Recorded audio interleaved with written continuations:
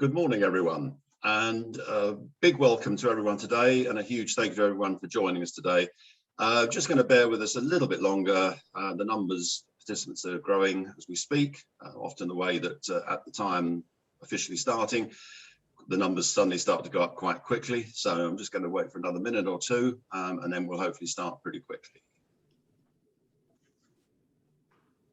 While I'm just doing that, a little bit of housekeeping for those of you already on. If you could please make certain that you keep yourself muted, unless you need to say something urgently or you want to raise a question during the various sessions. Hopefully we're on Zoom. Hopefully everyone's very familiar with Zoom by now, so there shouldn't be any major problems with Zoom. What we're doing today is we'll probably be looking to use the chat facility for Q&A. So if anyone has got any questions they want to ask of any of the speakers, if you want to put them into the Q&A, I'll happily be looking at Q&A while speakers are talking, and then I can raise the questions on your behalf with the speakers at the right time. We've got a fairly tight day today. We haven't really allowed any comfort breaks, but one of the big advantages of Zoom meetings, of course, is that you can dip in and out if you don't want to sit through the whole session. So just move on to the next screen. So a screen for the agenda today. So as I've said, fairly tight timing. I have tried to allow some time for Q&A. So obviously, with all these sessions, it's always worth people having the opportunity to ask. And the other thing about Q&A, of course, is if you want to raise your thought about something or put something in the chat box, please feel free to do so. If you've got an issue with something that something says, or you've got an alternative idea or view on energy efficiency and the work we're doing, please feel free to put something in the chat box. A few other thoughts about today. I wanted to thank hugely Best Energy, who have agreed to support the event and indeed the manifesto today. A massive thank you to them, and Troy Wrigley, who I can see is on the session already, is also putting a session in a bit later on in the morning. So massive thank you to them for supporting us. And really, I suppose, a big thank you for everybody who's taken part in producing the manifesto. David Hurst of Aintree Risk, an ESTA member, was very much the first key author. He was the person who, it seems like a lifetime ago now, presented back in April. And yes, he was the key author of the document to start with, and then various other people, members, non-members, have added to the document. A little bit of international input, unfortunately not quite as much as I'd have hoped, but I think, as I'll explain in a minute, everyone's been quite distracted with COP, with getting to Glasgow, being at Glasgow. And unfortunately, as I'll also explain in a minute or two, we didn't quite get there, but a little bit more about that in a second. So yes, looking through the agenda, we're starting at 10:30, moving on at 11 o'clock, moving to a presentation about our behaviour change programme, the Energy Conscious Organisation, commonly known as ENCO, linking behaviour change to technology. That's going to be presented by Jez Rutter of JRP Solutions. 45-minute slot for Jez to include some Q&A if required. Then 11:45, I'm going to be running through the manifesto document. Please bear with me. It's a 17-page document, unlike some of the 600-page documents that have been coming out of government recently. So I promise you it's not going to be a tremendous drain of your concentration while I go through that document in a bit more detail.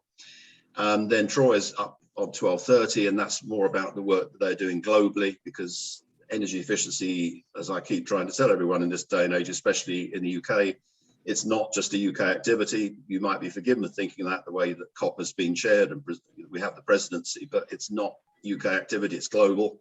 And just because ESTA traditionally is a UK trade association, that doesn't mean that we don't have a lot of responsibility for supporting global activity. I can stop. Sorry, can I just, apologies, we've got a little bit of feedback. If I could just ask people as they come in, if they could mute, just make certain they're on mute, please, thank you.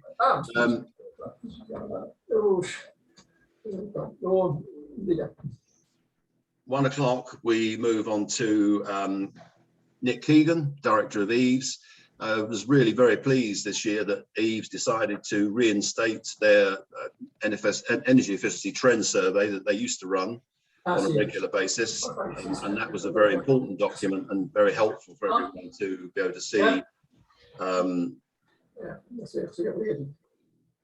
see what was happening in the sector, and clearly at the moment of absolutely critical timing, because yeah, we know with COP going on, it's very important we know exactly where we are at the moment with energy efficiency, what's happening in the marketplace, and what is going to be happening hopefully in the future. And then 1:30 to finalise the event is a presentation from Miguel Mateas, who's the Deputy Chair of our Energy Performance Contracting Group, Energy Services Contracting Group. And Miguel is going to present on something that he and I have been discussing quite at length about the SME model. Basically, what we've tried to do is get the presentations to align broadly with the underlying concepts of the manifesto document to make some sense for the overall work of the document. So, having done a bit of a welcome and a bit of a housekeeping, yes, a long journey to Glasgow, well, nearly. We didn't quite get to Glasgow. I think Troy and perhaps a few others did. Very frustrating for me, especially because we thought we were there. We thought we'd got the right location, the right place. We were told we had the University of Strathclyde had very kindly agreed to host us. Which was quite an incredible achievement to find somewhere that could host us, because as you'll probably imagine, a lot of venues were booked up very quickly and we couldn't get into a lot of other places. Regrettably, we hadn't had some major challenges primarily in terms of technician support. The university said, oh, we've got the space, but by the way, we can't provide you with any technical support in Glasgow. So you're on your own in terms of live streaming and the event and recording, etc. So we then immediately hunted around very quickly for a technician, a support company in Glasgow. And in fact, as I found out very quickly, there really weren't any available technical support companies in Glasgow who were available. Everyone had hoovered them up many, many months before. I then moved the search further and went down to England and tried again and again. Many of the bigger companies was fully booked. Did eventually find probably the last standing AV technician in the whole of Glasgow, or whole of Scotland, in fact, who said he would do it for us. But by the way, Moment, it's going to cost £5,000. And we're a membership body, we're a not-for-profit, and I really didn't feel we could quite justify £5,000 of cost for a one-day event. And also, to be honest with you, around that time, we started to realise that the closure of roads, even though the university is only a couple of miles away from the main conference centre, reality check with security, with road closures, I think at that point there was a train strike, although that didn't necessarily actually happen in the end. Clearly getting people to go to a fringe event even 2 miles down the road was going to be a big question mark. And then also, just to finally put a cap on that whole concept of having a physical session, a lot of the major sponsors turned around and issued a letter saying, well, actually, we think the management of the event's been very badly put together. And really, that made me think, well, even if we could find £5,000, it probably may not have achieved what this event can achieve. So having gone from what was going to be a physical stroke hybrid event, we obviously then found a platform, but again, that caused problems. So we've now gone back to Zoom. This could be our final Zoom event of 2021. It might hopefully be our final ever only Zoom virtual event. We're very keen to get back to the face-to-face, but hopefully, having said that, I think we can justifiably say this is probably our most important, or certainly one of our most important events of 2021. Something for me that I've had ambitions really that went back to that first meeting in April when David, in fact, before that, David presented on his draft manifesto in April this year, but I'd been having some discussions with David long before that in terms of getting a document helped together, or helping me to put that initial document together.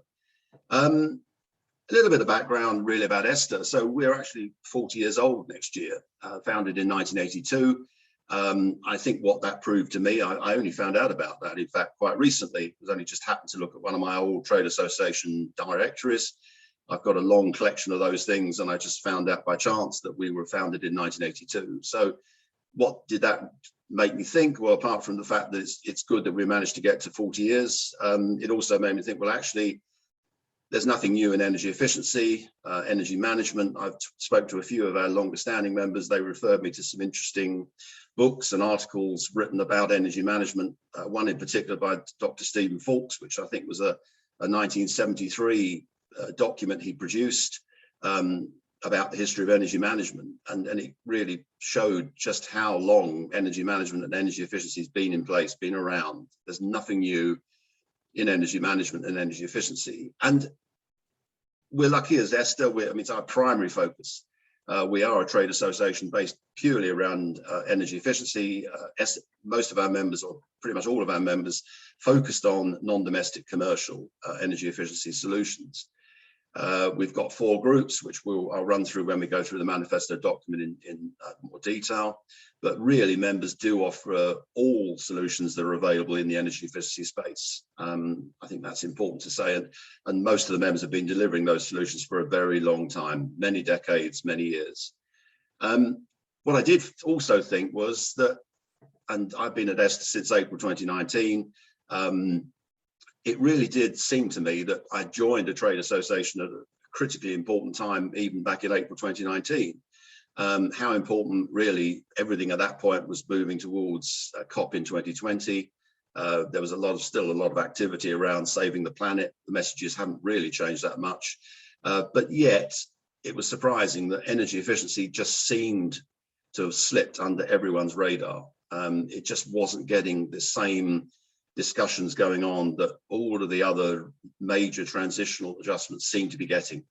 All of those big picture things, carbon capture storage, hydrogen, EVs, tree planting, et cetera, were just getting so much more focus. And to me, as a non-energy expert, my background is primarily running membership bodies, trade bodies, although I did have a slot working in commercial retrofit for an M&E division of a fit-out contractor, a construction company. So yeah, it just seemed to me that for such an obvious solution to a lot of what was the problems that were being discussed, climate emergencies, Committee on Climate Change report activity, net zero discussions, etc., that energy efficiency just wasn't getting that profile it richly deserved. And so we come to the last day of COP. And in fact, I remember when we had the discussions with the Glasgow University of Glasgow, Strathclyde, around the whole point of finding a space. Oh, and a few members said, well, it's the last day of COP. Is there any point? People will be scrabbling for their train tickets, their aeroplane tickets, and whatever else to get back out of Glasgow, to leave Glasgow. So is there any point in having an event on the last day of COP? And actually, I took a rather pragmatic view, philosophical view about that, and said, well, the reality is that if all fails and nothing is agreed and everything goes a bit pear-shaped and we don't have a particularly successful COP, then we could be a beacon of hope actually out there saying, look, energy efficiency is an existing solution. Generally, it's less expensive, less costly than a lot of those other transition solutions that everyone's talking about. Just using less energy is such an important, simple message. So what's not to like? And if it's a message that perhaps misses some of the massive amount of stuff coming out of Glasgow over the last week and a half, nearly 2 weeks now, I thought that might be better. And as I'll explain a bit later on, clearly the reality is COP itself, 2-week event, was a starting point for a lot of activity. I mean, it's a major junction in the road, I think is the best way of putting it. And yes, will they, won't they? I put on the slide this morning, actually, I amended the slide because I didn't really quite know, but I've been reading a lot of stuff this morning, a lot of political comment, a lot of comment about what's happening, the draft agreement that's been put out. But as many of you, who I'm certain most of the people on this call will be avidly watching and reading and probably sitting in on a lot of the virtual sessions, or in the case of Troy and perhaps others went to Glasgow, been in Glasgow, taking part in what has been a hugely major event. And I think the biggest single problem, and I've spent many, many years lobbying government in this country, in the UK, lobbying civil servants, talking to civil servants and talking to government generally.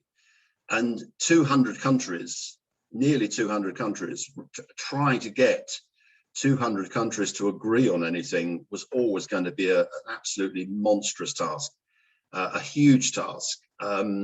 Even allowing for the fact, and I do think some people sort of forgot, that actually this event, of course, should have been last year. The government did have an extra year's grace. The community had the global community had an extra year's grace to get the event organized, to get it over the line. And obviously the pandemic was a massive distraction for all countries globally, and many countries suffered far worse than others because of vaccine rollout, difficult differences in terms of the vaccine rollout. So yeah, absolutely important from everybody's point of view, that getting that agreement. But I'm a little pragmatic about whether this agreement is actually going to be reached. And to be fair, week one went quite well. I think week one did achieve more than a lot of people expected. Over 100 countries committed to reducing methane emissions by 30% by 2030. I think everyone agreed that was a positive thing, makes it, should make a significant short-term contribution to climate actions. More than 100 countries, in fact, pledged to end deforestation and land depredation by 2030. Those countries actually covered about 85% of the world's forests, although unfortunately, as many of you will have seen, Indonesia in particular started to slightly backpedal on that agreement once they'd signed the agreement, which was a little discouraging. 23 countries made new commitments to phase out coal power, with larger economies doing so in the 2030s, although again, as you'll see from the media stuff coming out today, from the draft agreement, I do think one of the big challenges going forward from COP on the agreement is the fact that a lot of the bigger countries don't want to commit to getting rid of coal, whether it's Australia, India, China. This is the big challenge. You've got to accept that transition is perhaps going to take longer for some countries than the world wants and needs to save the planet. It's a very simplistic statement, but the diplomacy and the world and the reality of global politics is that it's very, very hard and almost impossible, in fact, to get countries to agree where their own economic interests are clearly affected. We've got a huge discussion, as you'll know, going on about the funding and the financing mechanism, who is paying for the developing countries, the poor countries in the world to actually implement a lot of these processes and policies. I'm pleased to say it looked like most countries managed to get some sort of delegation to COP. By hook or by crook, yeah, they managed to get there. But reality is, if they don't get the money that they need, and you'll be aware that 100 billion hasn't been paid out by the time it was really originally anticipated to be paid out. And of course, it now looks like it's going to slip back to 2023, around 2023. But yes, and I think the other shock has been that perhaps even countries that you would have thought would perhaps be allies of the process and be working with the UK as president to get this agreement over the line, haven't perhaps been quite the ally that we were expecting, certainly in terms of countries like Saudi Arabia, and even some of the European countries perhaps not quite committed the way we were anticipating them to commit. 20 countries also last week pledged to stop funding overseas fuel projects by 2022. But what I would say, and the last one was India goes net zero by 2070.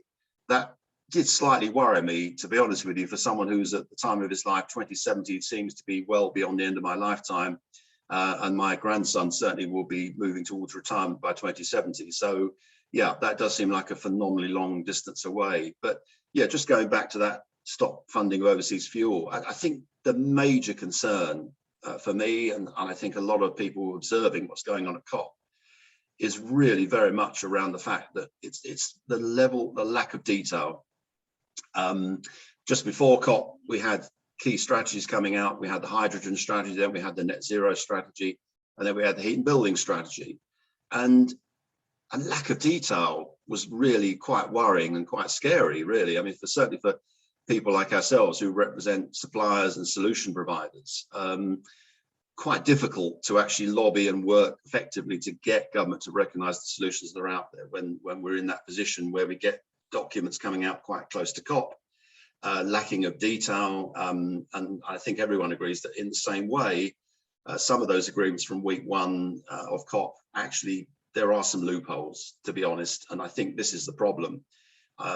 Whether the UN Secretary General clearly has stated he's not convinced that we're going to get that 1.5 degree agreement. The jury's out. It would appear that some negotiators are rapidly trying to find hotel bedrooms or extend their bookings. Well, good luck to them, because when I looked at trying to get a room in Glasgow, I was looking at 500 to 550 a night for a Premier Inn. So hopefully by the end of COP, they'll be able to find the rooms, but it may be that we extend or the negotiations carry on. But irrespective of that agreement, ultimately, at the end of the day, the work's got to go on. Hence the next slide, really.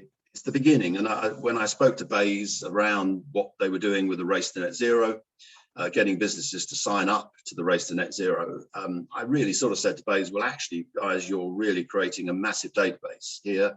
The real work starts beyond COP, and everyone's got to help work and find solutions for all those businesses who've signed up to the race to net zero. And not just the major global corporates, but the SME businesses. In fact, really all organizations are going to need that support. And if they can't afford to pay for all the consultants and all the work that's needed, then clearly they've got to have alternative routes to getting to that target, to reaching that target. So ESTA's been, as I've already alluded, it's been around for a long time, but what's really happened, or at least I've tried hard to make happen in recent times, in very difficult times for any membership organization, is collaboration. And I am pleased that one of the few benefits of the pandemic, and obviously very, very few benefits, but actually one of the few, was that whilst virtual meeting technology had existed for many years before the pandemic, all of a sudden everyone woke up to the ability and the potential for virtual meetings to actually speed up collaboration, especially global collaboration. It would have been so difficult to organize a lot of the meetings and events that I've organized over the last 18 months, primarily around building collaboration. And yeah, I've just highlighted a few on the slide here where we've been working to really push that collaboration piece, because collaboration is critical, just as being proved in Glasgow. No one trade association, no one organization, no one country, no one business can possibly deal with all of these save the planet issues. It's impossible. The human race needs to collaborate, but I mean, obviously as a trade association, I was working hard to see what we could do. As I said, fundamental message around energy efficiency and that net zero, you know, getting that start of every net zero journey. So these are just a few of those collaboration pieces that we've been working on during the year. It was challenging at various times, and we got caught up a bit in that net zero, perhaps overused phrase. I know there's been a massive debate around the meaning of net zero. Is it the solution that everyone really needs? Should we be going further? And for an energy efficiency based trade association, the big discussion piece was, well, where does energy efficiency fit into that net zero journey? And I know from discussing this with members, a lot of members are working on the net zero journey in total. Certainly the consultant members are very much framed around helping their clients to get to that net zero state. But yeah, it was a bit difficult. And in fact, some of the collaboration pieces I've highlighted on the slide are really built around a slightly wider piece. So the Sustainable Development Goals have also clearly got a role to play. It's not just around energy. And some of those collaborations I've mentioned there, referred to there, actually are built around the wider audience. I'm a great believer in trade associations, having run them for a number of years. Why wouldn't I be? But actually, I do strongly believe that not just influencing governments, but helping a policy for governments, but also bringing businesses together, bringing organizations together, bringing members together. Membership generally can solve an awful lot of the world's problems. Some very detailed stuff there, some more developed than others. Other projects have slightly moved slightly slower, but yeah, at the end of the day, collaboration is key. As I've already alluded, ESTA's very much built around commercial energy, non-domestic users. So again, focusing on getting solutions, end user solutions out to the end users. A difficulty with a trade association is trade associations aren't always the best conduit to get help the members get those solutions out. And we're building a platform which we're looking to launch before the end of the year. And we're also looking to get an energy efficiency zone in a trade show next year. It'll be good to actually get back to that face-to-face activity that, again, we hope we'll be able to promote those solutions direct to end users. It's global. I already keep using the word global, international, call it what you like. We are, as I said, we're a traditional UK trade association. Having said that, a lot of our members are global companies. They've got companies that are headquartered in other countries, but they obviously have UK offices. And ESTA is a traditional UK trade association. But I do believe that as part of that collaboration, we've got to work with other countries and other organizations, other like-minded organizations. And to that extent, we've been talking about trade shows overseas. One specific agreement that we've got with the Italian Exhibition Group. In fact, they've just held their 2021 show in Rimini. Unfortunately, because of the pandemic and travel disruption and problems, we really couldn't contribute as much as we'd have liked. but we are looking to move that forward in 2022, in October 2022, and we're again looking to have a UK energy efficiency zone, highlighting the fact that in reality, a lot of the market leading, the technology leading solutions are coming from the UK. We're working on restarting the World Energy Efficiency Association, which is bringing like-minded energy efficiency solution organizations together. That sort of, I think that used to run in the late 90s, early 2000s, and that ceased. We think it's the ideal time to bring that project back to life. And then we've been having discussions with the US around something that used to be called the 3% Club, which was a global grouping of like-minded organizations like ourselves, the Business Council for Sustainable Energy, who were actually at COP, and also the Alliance for Saving Energy, two major federal-based organizations looking at energy efficiency in the States. And again, very happy to work on that project with them. And yeah, absolutely. The Commercial Energy Efficiency Alliance in the UK, this is a UK-based project, but we felt it was really important because getting end user trade bodies, professional bodies, and solution provider trade bodies and professional bodies together to talk around key projects. How can we help commercial non-domestic users achieve energy efficiency and get those solutions in place as quickly as possible? Work that's really important. And also look to help BEIS, because yeah, government needs help with their policy. I don't think it's a secret that, you know, government put out consultations, we respond. But as I had a very interesting discussion with a deputy director of BEIS not long ago, I think even they realized that really solutions are needed urgently. And they're very much more open, I think, to different solutions than they've ever been before, because things need to change and things need to change quickly. Government doesn't always work as quickly as one would hope, but yeah, absolutely. I think they're much more open to what's happening in the future. Yeah, and really, to wrap up me effectively, I think I've already alluded, certainly no one trade association can do this on its own, and it's absolutely impossible. We do work with collaboratively with UK-based trade bodies, professional bodies. As you know, we've been working, Esther's been working with them much longer than I've been at Esther, but as I've already alluded, my whole general piece is in terms of working together is a major part of what we do. Yes, we need to look after our members, but equally there's a lot of very important open source information expertise, which is what we've tried to bring into the manifesto. I don't think there's any denying there's a huge amount to do. Really, the work starts day one after COP, albeit for many of us it's been going on, reality check, it's been going on for many, many years. There's nothing really starting, it's just a lot of ongoing stuff that's already in place. Yeah, and really a simple message. I think everything we're trying to do in this manifesto, this event, is all about just reiterating and reinforcing a very simple, straightforward message, which is really to the world, to everybody, just use less energy or use the energy you have to use more efficiently and effectively. I'll bring that slide back up at the end of the day, but yeah, I mean, I reiterate a massive thank you for everyone for taking the time out to attend today. I should have said at the beginning of the event is being recorded because I think it's an important event and it's important to support what we're doing and support the messaging we're getting out to the world. So we will be sharing that through social media. So just to make that observation, to make sure everyone's aware that that's going to be the case. Right, so I think we're marginally ahead of time. So what I'm going to suggest is that if Jez is around, I'm going to just move forward for the next slot. Jez, are you there? I am indeed. Are you going to pass control to me? I am, yeah. Okay. Excellent, okay.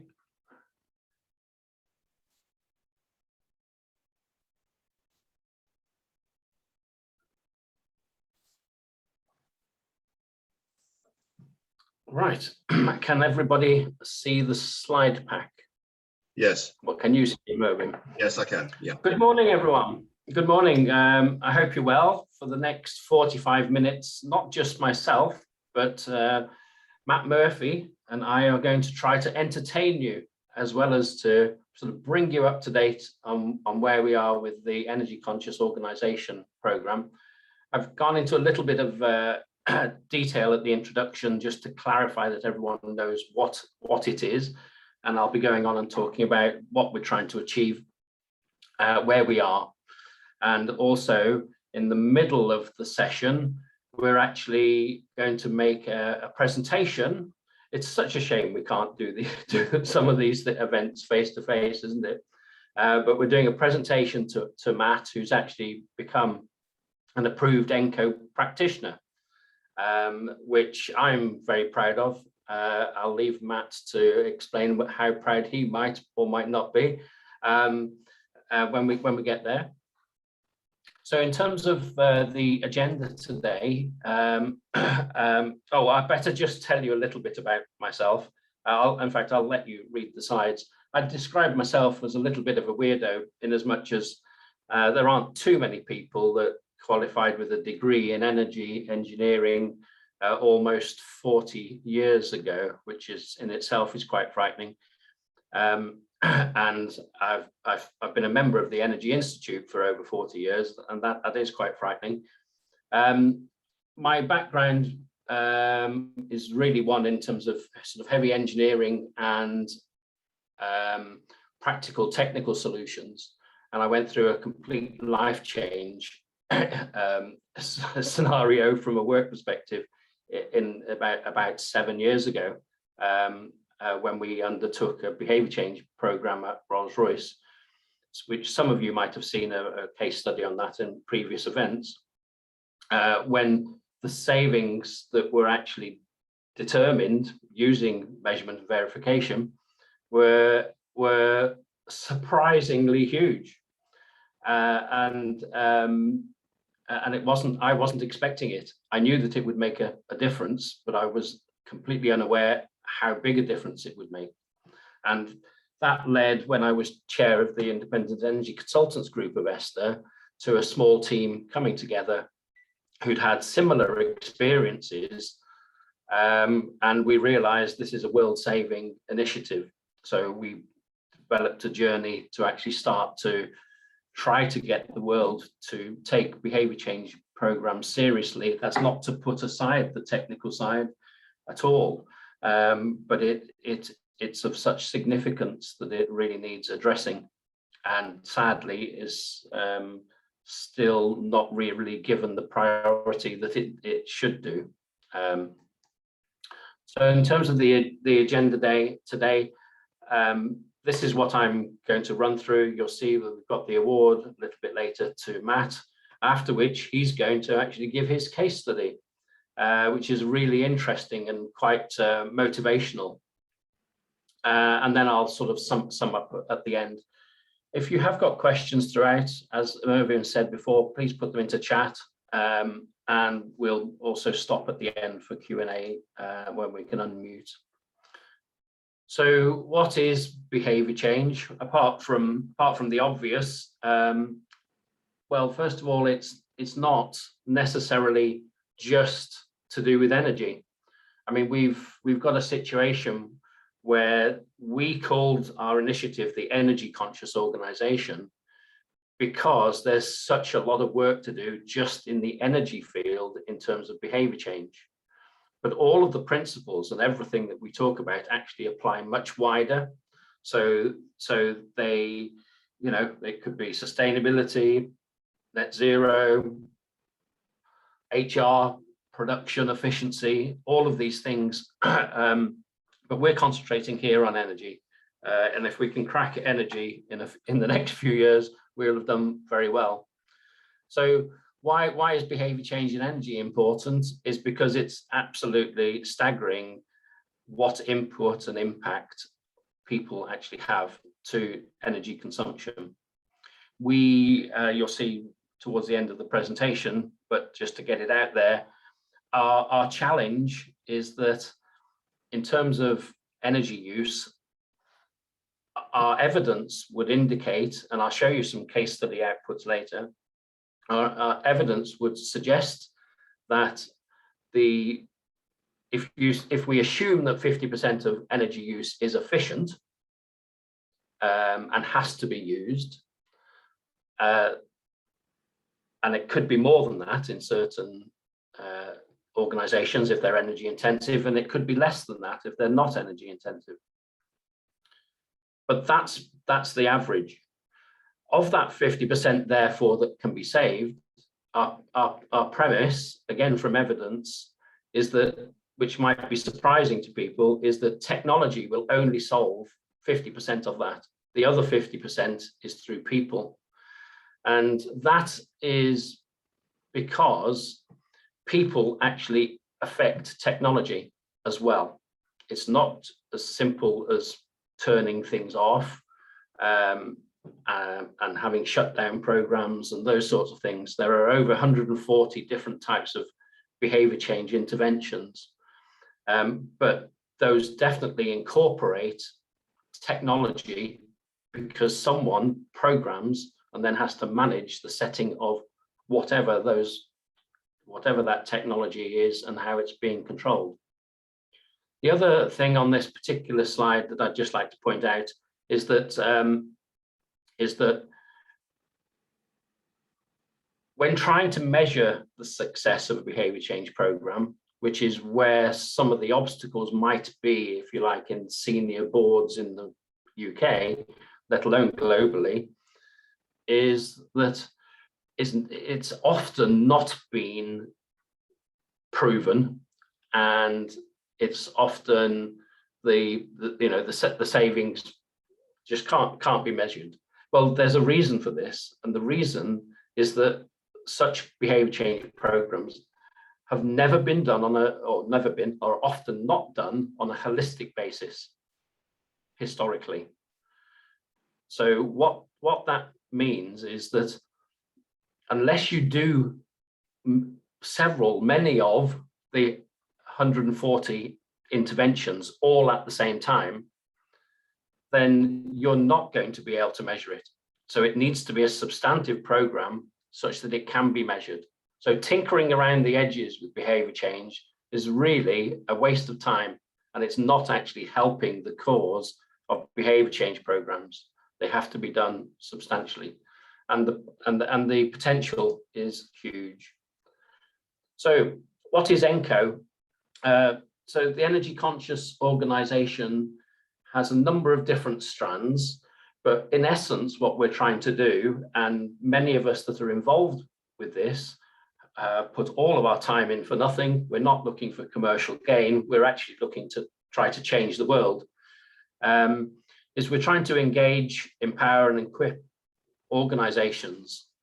And if that involves energy professionals within end user organizations or consultants to help support end user organizations, it doesn't matter.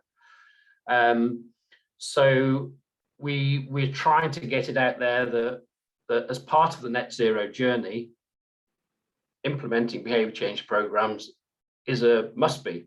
I can't tell you who I was talking to yesterday, but there is currently a proposal out. James is on the call, so he'll know who this is. But the customer actually shared with me all of their initiatives that they're planning for their next financial year.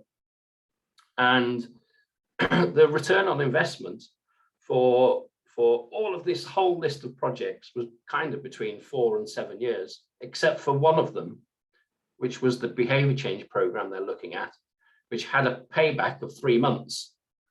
And the return on investment was therefore something like 0.2 or 0.3. And they were checking with me, is this real?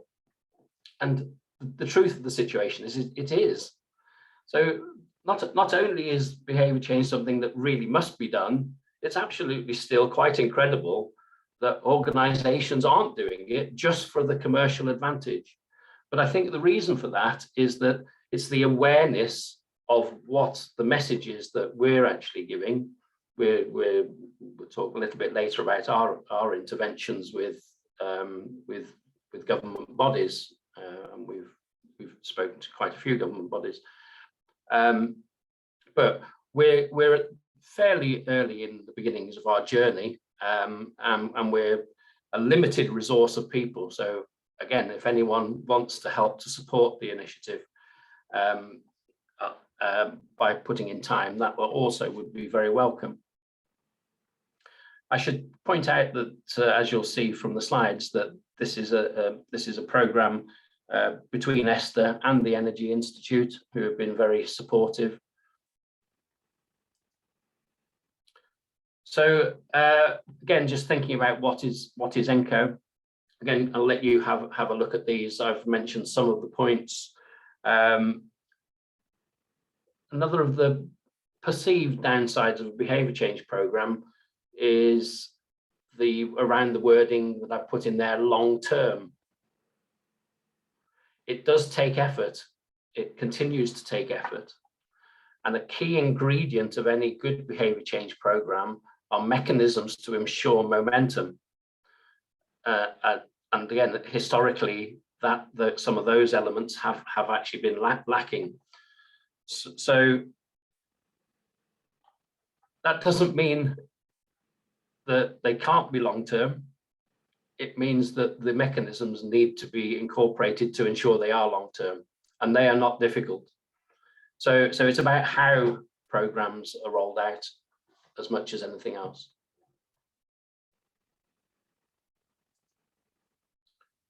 So especially with respect to COP26 then, so why is ENCO so relevant?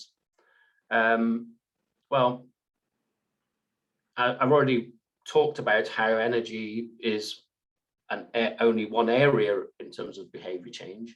But if organisations are now pledging towards net zero and hopefully starting to work out their plans of how they're going to achieve their targets, footnote, they should have worked that out before they set their targets, then one of the most financially advantageous energy efficiency schemes is behaviour change. If you think about the energy hierarchy, which is in the order of lean, clean, green, not many years ago, everyone was talking green as being the ideal. Well, it's not. Being green and clean, so clean air, water, clean land is becoming increasingly vital. Resources are very vital, but lean and not using it in the first place is one of the most obvious statements I feel that I make. And non-consumption. So therefore, we don't have to build the infrastructure to be able to generate what is required in the first place, let alone whatever that energy is that's actually saved. Just seems such a no-brainer. And therefore, not using energy in the first place has surely got to be the most financially attractive option open to government. Now, through COP26, with one possible exception, I've not really heard behaviour change mentioned, which is, it's abhorrent, really. It's just mind-blowing, despite our efforts with government. I think it seems that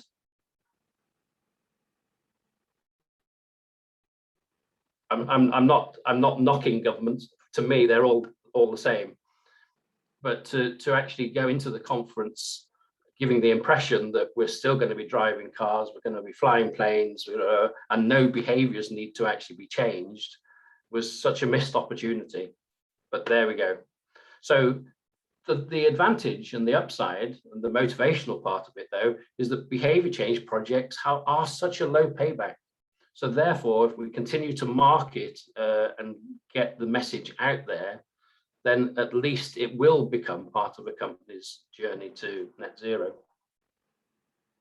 And that's what we're intending to do.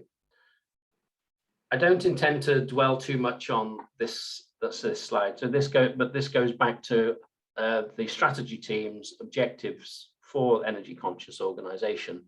And our basic, I'm going to show you just 3 of the 12 key objectives, but the basic premise of the whole thing is to actually show through example, to demonstrate what can be achieved. To get more significant numbers of these, I'll be showing you 9 which have got clear savings that are outlined. a little bit later. And when we can up the numbers and people ultimately start saying, well, you know, if it gets to a chief executive, why aren't we doing this? It's because it's so obvious we should be doing it. That's our route. Sure, we'll continue to try to persuade government and try to get initiatives, and we've had some success, which I'll come on to a little bit later. But we're assuming that that won't happen. All the messaging is that that won't happen, bizarrely. So we're continuing in other ways. So having projects and demonstrating. The second one is to build capacity, because we recognize that to actually achieve that top target, there aren't enough people that are qualified and skilled enough to actually help deliver behavior change programs. And we're continuing to collaborate with various parts of government. Again, I'll come back to that a little bit, but our main aim is to try to make behavior change projects become mainstream. So just very briefly, some of the tools that we've actually got in place. So this is we call the ENCO matrix. It's a gap analysis tool. It helps to determine right at the outset where an organization is against these 5 pillars of engagement, alertness, skills, recognition, and adaptation, or adaptation, if you prefer that word. And we know that to move across from a 0 to a 4 delivers savings. They aren't parallel for any one organization, but moving across to being highly competent in all of these areas is what behavior change is all around. And this is a tool that's free and available. It's on the ENCO website, which I'll send you a link to, or you'll see a link to shortly. And it's made very, very simple. We're also not precious about it, actually. If it needs to be amended for a particular organization, then that can be done.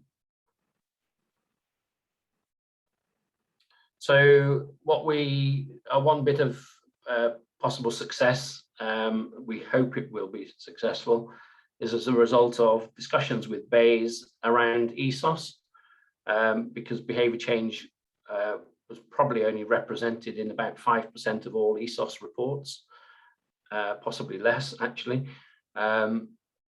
whereas it's going to become hopefully a compulsory part. And we've actually talked about making this tool, one of our tools, available as part of that process. We're running courses, continue to run courses to get energy professionals to become registered ENCO consultants. So you can see the details of the course there. It does incorporate CPD.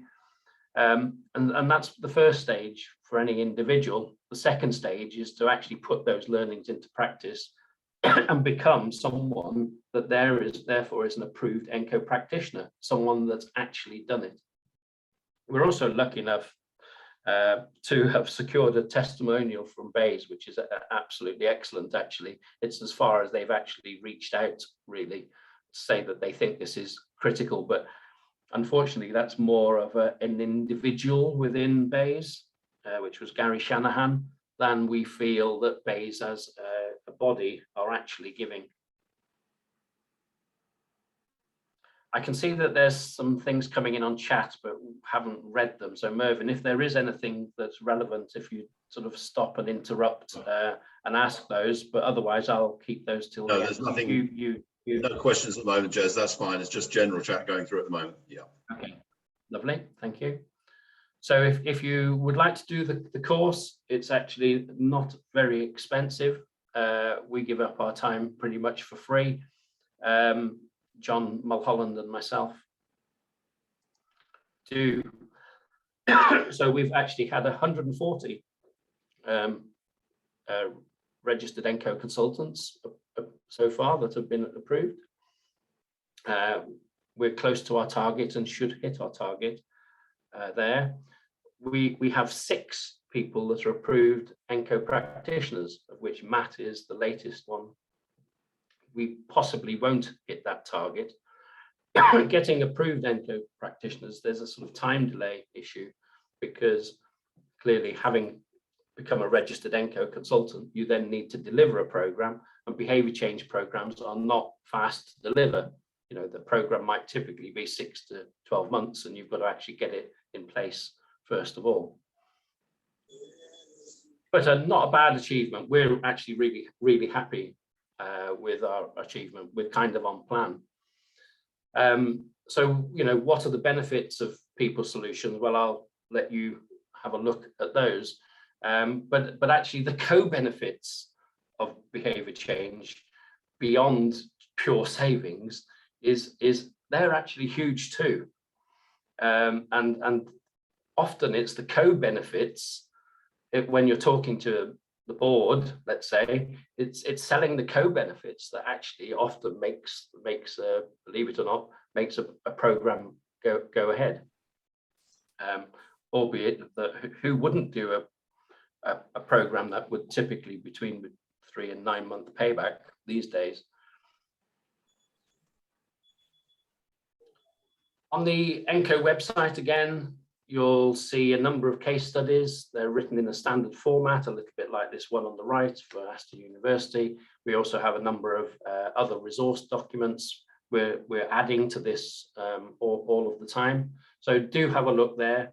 If you need to actually show to it, I know it's not necessarily your case study, but if you needed to show to someone as part of, if you like, selling that this is such a key thing to do, give these case studies away. We're not precious about any of our. We just want things to be implemented, and we want it because it's kind of a world-changing thing potentially, and that's why we're putting all our time and effort in. So a few case studies. I've done these in different ways. This is a summary. These are all in the detail is all on the ENCO website. But these are some of the typical figures. So you can see quite high, quite a range, but quite high energy savings purely from behavior change programs. The one there for the power systems manufacturer, those were figures in 2015. That saving now is 14.5%. Some of the other projects that are on there, well, they were only partial behavior change programs. Even the power systems manufacturer actually only implemented 30% of the behavior change mechanisms and interventions, which is why it subsequently grew. And I think they're now up to about having implemented about 50% of the possible interventions. And actually doing it in stages is quite a sensible thing. So it still needs to be reasonably holistic to make it measurable, but actually don't try to boil the ocean and do every one of the 140 plus interventions. And then in a different format, but just to give you an example of other projects that are actually on there and the savings that have been shown through there. So they're quite substantive savings. I can't remember, but perhaps Matt will mention when he comes to his gala bingo.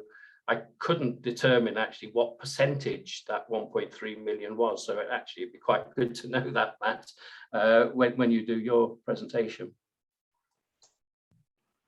So moving to the conclusion of my introductory bit really is that if you try to boil down, well, what are we actually, what's a good measure of whether we're being successful? Well, ultimately, it's about having the number of case studies and taking those case studies so they actually go through another approval process, which is that they can become ENCO registered organizations, for which they get recognition. We currently have 2. We only really started earlier this year. And the case studies you've seen on the previous slides could all potentially become ENCO registered organizations. So we're working with those to increase this number. But these are the companies that are really doing good work and maintaining it they have to show that they're maintaining it to keep their ENCO registered organisation certification.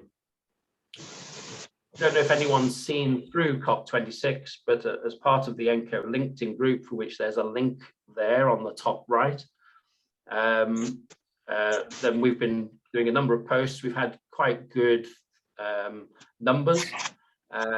We've also released a video a few months ago, which is on the ENCO LinkedIn group. So again, have a look, join the group if you're interested, and definitely have a look at and use the video, because it's actually a very inspiring video.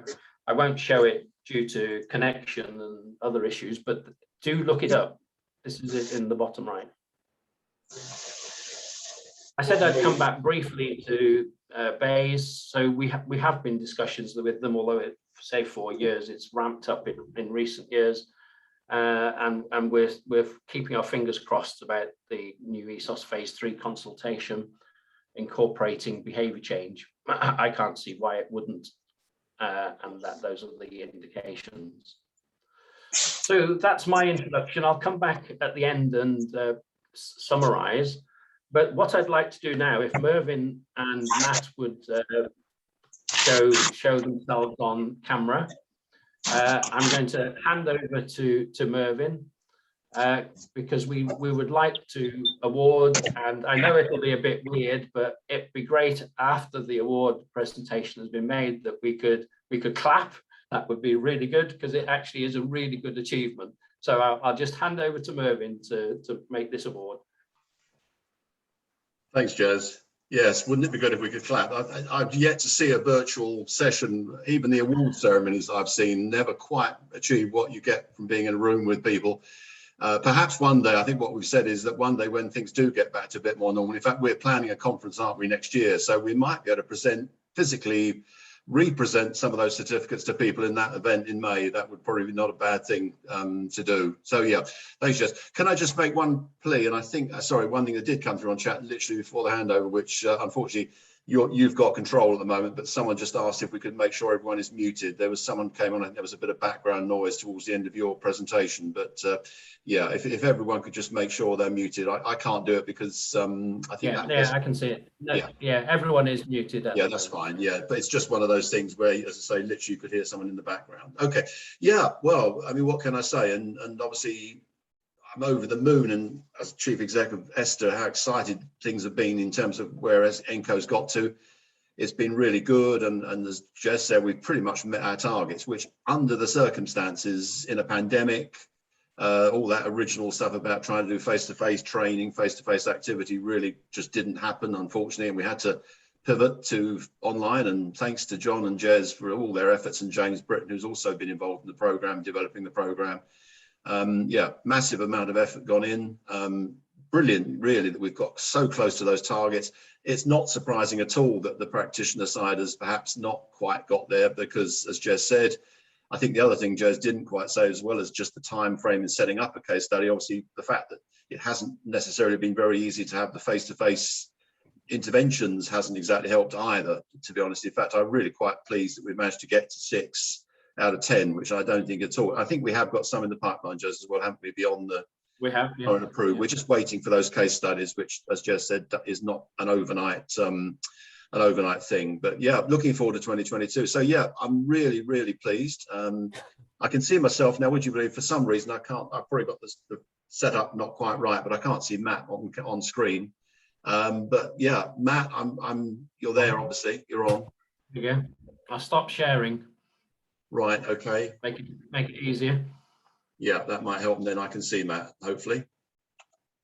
Matt, you're there. Well done. Hey. So Matt, yeah, I mean, it's a fantastic achievement. Number 6, not quite number 1, but you're still in single digits. So anyone who's got a single digit reference number on their certificate or on the register, shall we say? I don't actually, unfortunately, looking at the certificate, which I have here, actually, I don't think you have a number on the certificate, but you're still number 6. You're not 007, which obviously might have another. Someone's going to be 007. But yeah, it's really, Matt, it's a fantastic achievement, and obviously really, really pleased. hopefully, as well as getting that status, you'll be helping us to spread the word, get the ENCO message out to the world. It's a global program. Jez, you talked a lot about the work we've been doing with the UK government. Obviously, that is important without a shadow of a doubt, but equally, it's a global program. And we've been having lots of discussions with trying to extend the practitioners out, the consultants out overseas and internationally. So it's really good news. And I say, hopefully you're going to join the practitioner community that's going to be helping us to spread that word. So really, Matt, without further ado, I'm very happy to virtually present you with this certificate, which, as I said to Matt this morning when he came onto the recording, onto the program, it's back to front as far as I can see it. But Matt, many, many congratulations. The same one here, which I think is also back. Yeah, over to you. So I will pass it to you on the screen and you'll pick it up on the other side. So really excellent news. Well done, Matt. Brilliant news. I'll clap even if everyone else is muted. So, and I don't particularly necessarily want to unmute everyone. Hands up from Andrew, I see there, and a few other hands up. That's the alternative way of doing it. Hands up. Yeah, thanks. So well done, Matt. Congratulations. Would you like to say a few words of, I think you're going to do it anyway. I'm going to do a presentation in a very short while, but I'd like to say for my part, I'm very proud and absolutely delighted to have achieved this. Most of my energy management projects have involved some kind of behaviour change when I'm working with companies, and I am really, I find them all really interesting, and I'd advise everybody to have a go, because it is, to get involved, because it's surprising what you learn out of it. It really is. Fantastic. Matt, so yes, thank you very much. Is Jez sharing? I'm just sorry, Jez. Yes, I'm going to I'll share the presentation back. I'm just saying that slide, but you've probably got about 10 minutes, so it's quite tight for time. No, don't worry. No, don't worry. I've got now. I'm the next speaker, and I've allowed myself a little bit of leeway. So if it just drifts slightly over, and if people want to ask Q&A, don't forget to put that in the chat. And if we have got a little bit of time, then more than happy to just allow for that time. So over to you, Matt. Okay, great. Sorry, wrong. There you go. All right. So this is my case study. It involves the Gala Coral Group, and really actually more Gala Bingo than anything. In late 2008, the company I was working for at the time were approached by Accenture with a story about one of their clients being in a bit of trouble, having renewed their, it changes Jez too quickly, doesn't it? Having found themselves in trouble after some renewing their electricity and gas supply contracts in a very volatile market. They needed to cut operational costs to avoid closures and redundancies, and they had little or no money to achieve this. And they asked us to come up with a plan. Next slide, please. So basically, we started off doing a bit of data analysis. We looked at the available half-hourly data that they had, and we typically found that the sites had high base loads and daytime loads that were consistent from opening to closing, regardless of what might be happening at the site at the time. That was the electricity. The gas, we did a regression analysis against the gas against degree days and found it to be consistent by month and consistent by degree days. So we really concentrated our efforts on the electricity rather than the gas side. Next slide, please. We carried out, so the data analysis had already shown that opportunities existed. So we carried out a survey of 6 sites.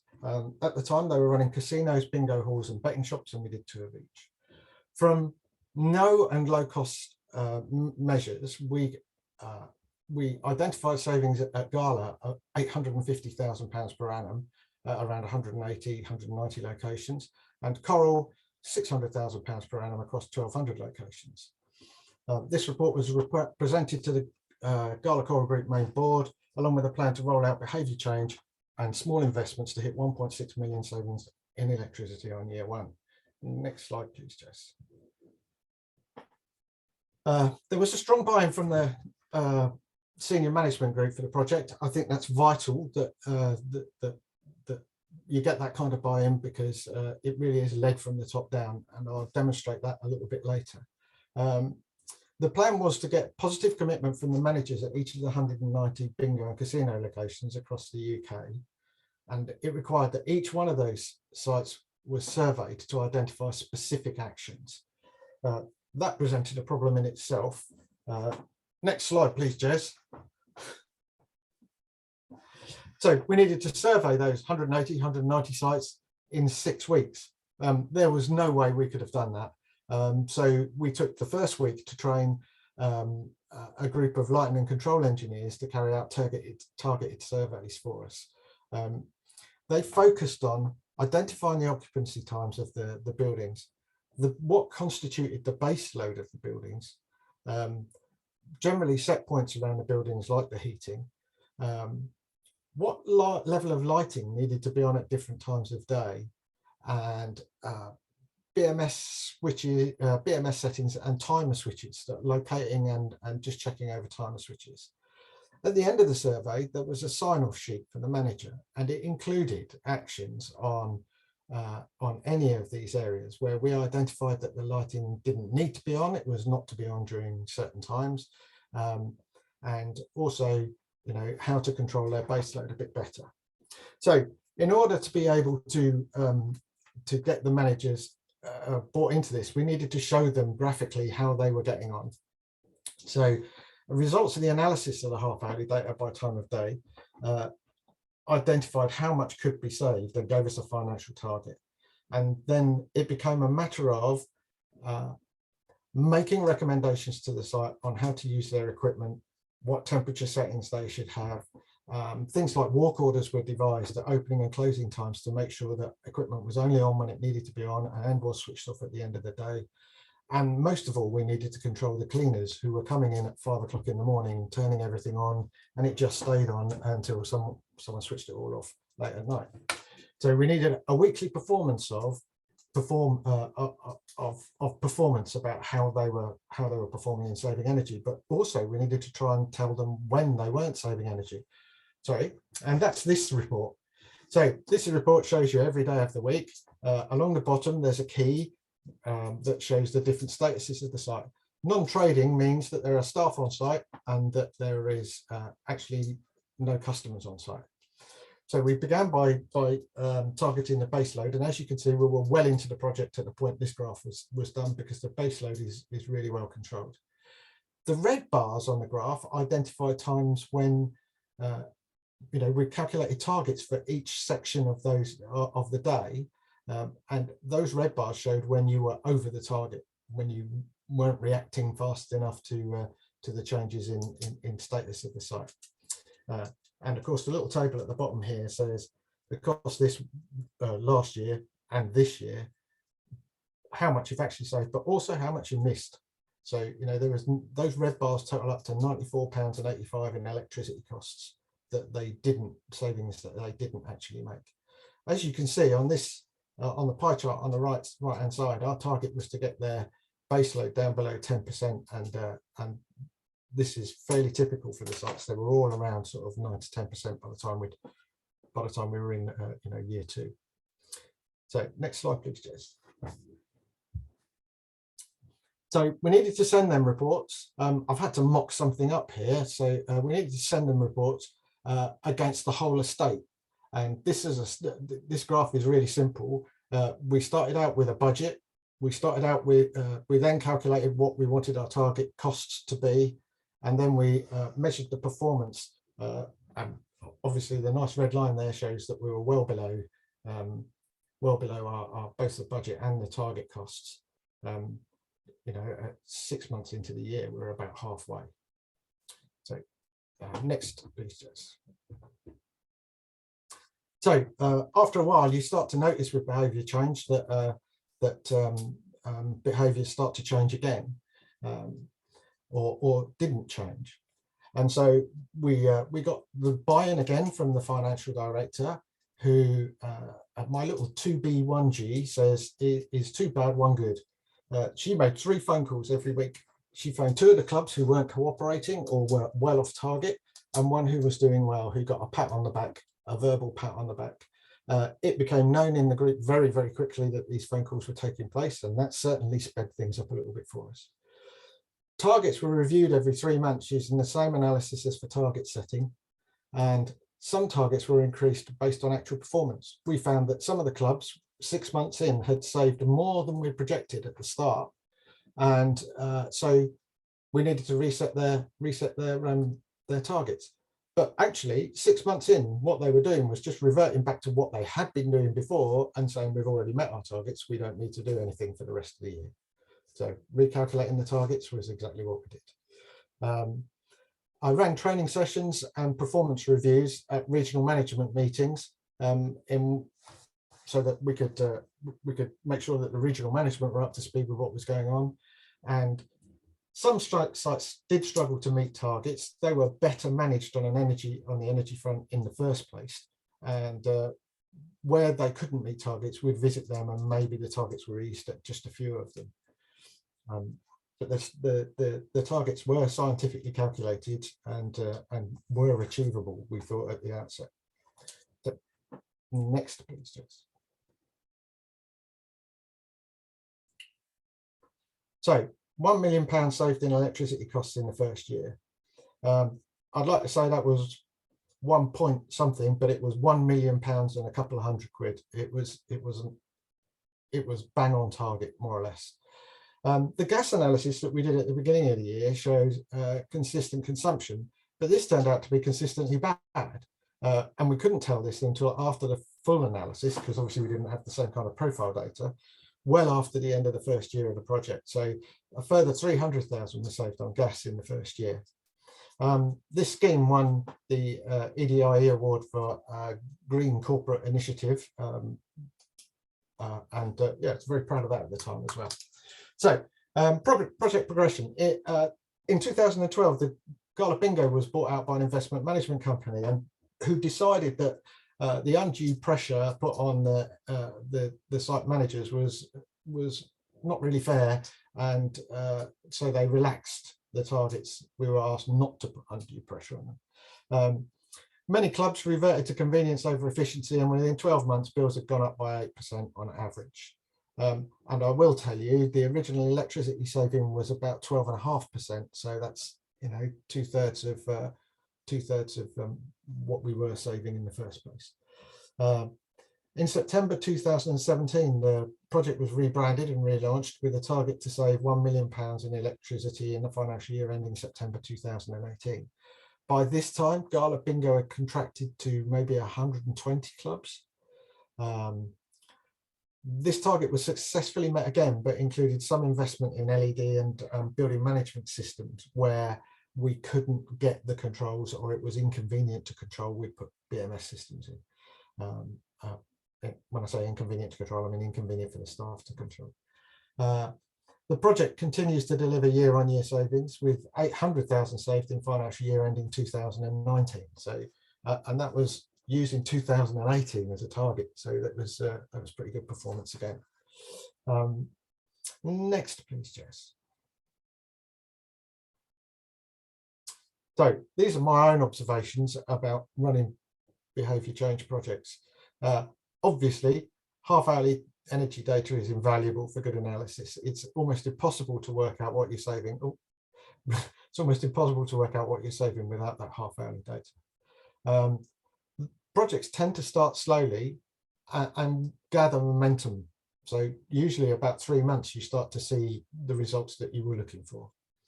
And that takes a lot of interventions to get to that point.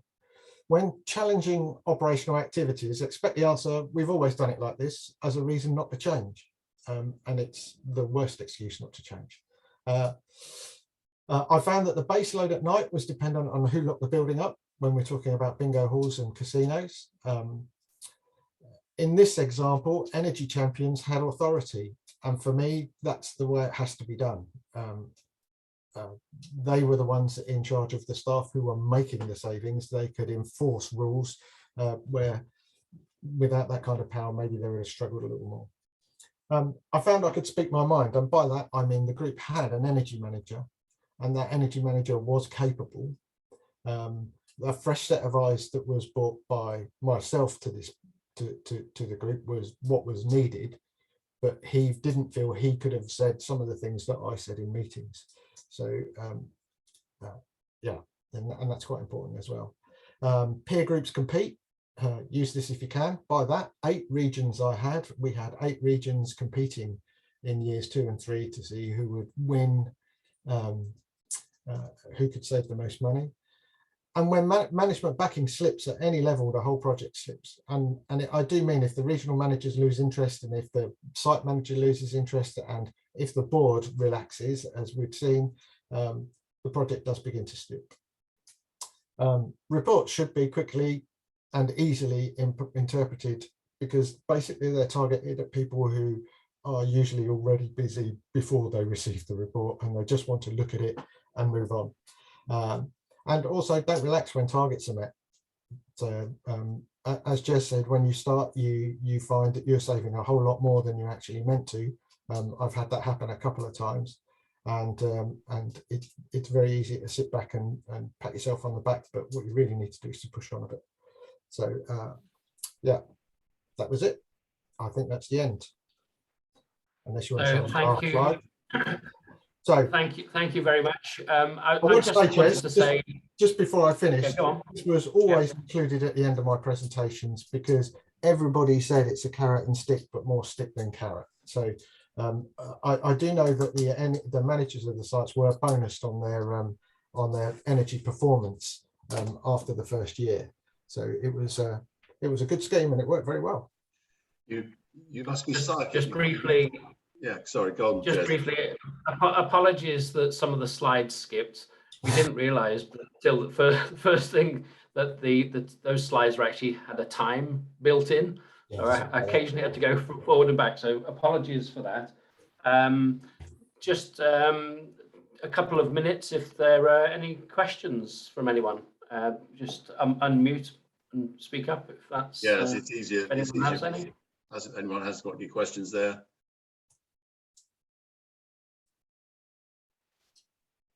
No, it's not looking. You obviously answered every single point. And you must be psychic, Matt. You must realise that I was about to say, you've segued nicely into the fact that carrots and sticks, that features in the manifesto as well. Actually, for me, it's an important aspect of an approach to getting people to invest in energy efficiency. You've got to have some carrots, and equally you've got to have some sticks. But more on that in a minute. So just to thank you so much for that, Matt. Just to rush through it a bit, but, don't worry, it's not a problem. No, it was very good, and it is a great case study.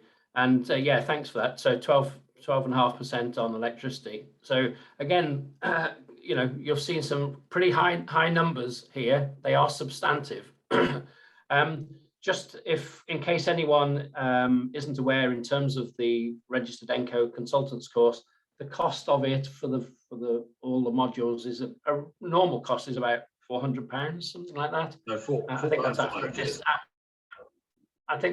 discount. There is a discount option available for certain people, and equally, I would say for ESTA members, of course, ESTA members it's free. So obviously, I'm allowed to put that lad in there. And that's exactly the point I was going to make. That's where I was getting to. So thank you, Jez. Thank you. Yeah. So do consider that. I just wanted to point out, if you do fancy getting involved in our ENCO conference, put that date in your diary, 18th of May. It's booked in for the Energy Institute offices in London. So we will be getting together face to face. Everything else being equal, of course. Yes. So yeah, please put that date into your diary. And by way of a final summary slide, what would I say? Well, technology alone is not the answer, and if it was deemed to be the only answer, then actually you'd be doing it the difficult way. The behavior change opportunity is huge.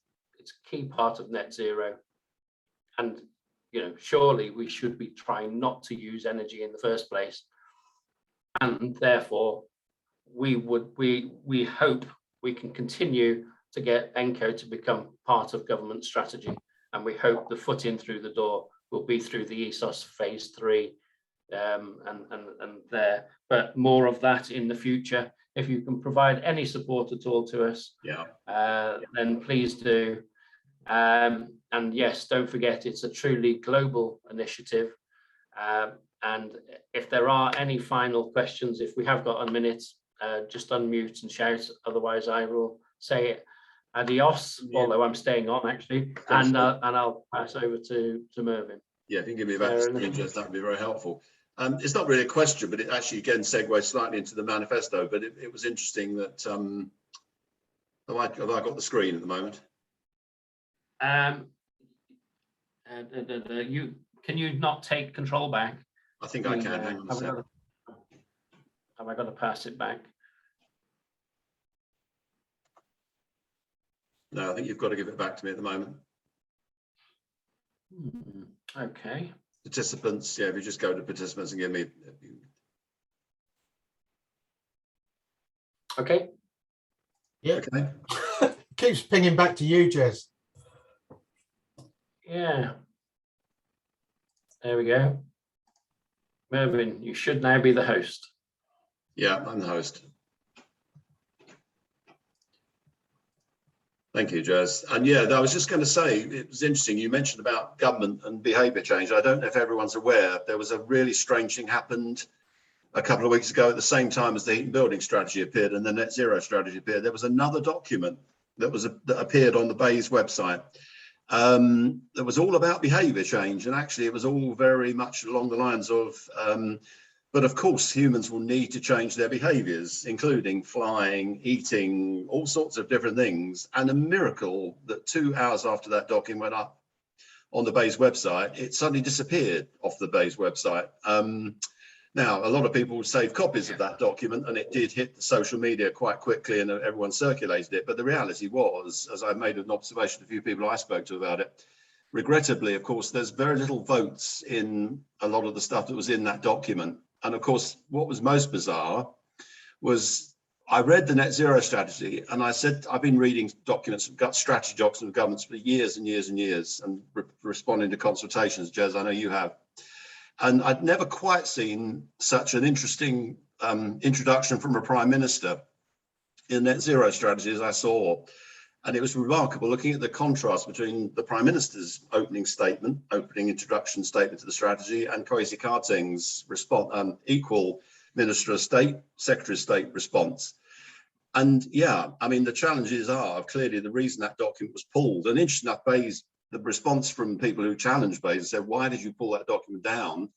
But they said, well, actually, of course, that was an academic document and has no influence at all on our strategy. And I'm thinking, okay. Slightly contradictory to what Jez said. And of course, the Prime Minister made the observations about the green jacketed police are not going to be coming through your door to try and stop you doing this, that, and the other. But the reality is, and I think most people accept, that behaviour change is absolutely needed. It's critical. It's required. But Jez, can I, just wanted to say thank you, huge amount of thank you to you, John, who's unfortunately couldn't be with us today, and James, who is on the call. Massive amount of work you put in. And as you've already alluded, you've spent hours and hours and hours of your own time and John's time and James' time doing this, helping us to get this project to where it is. Yeah, I can't say thank you enough to all of you for your efforts and work, and thank you today. And yet again, congratulations to Matt, and look forward to 2022. That conference should be exciting. It is going to be face-to-face, as Jez said, subject to any more challenges coming. Who knows what's coming along the lines, but I'm certain we'll be able to get that over the line. We will hopefully have some sort of a hybrid version for people who just can't get to London, reflecting it is an international aspect, and people obviously, yeah, if they can't get to London, then hopefully they'll be on the call. Okay, Jez, thanks a lot for your time, and really, thank you. Happy to stay on, obviously, if you can. Yes, I'll be staying on, yeah.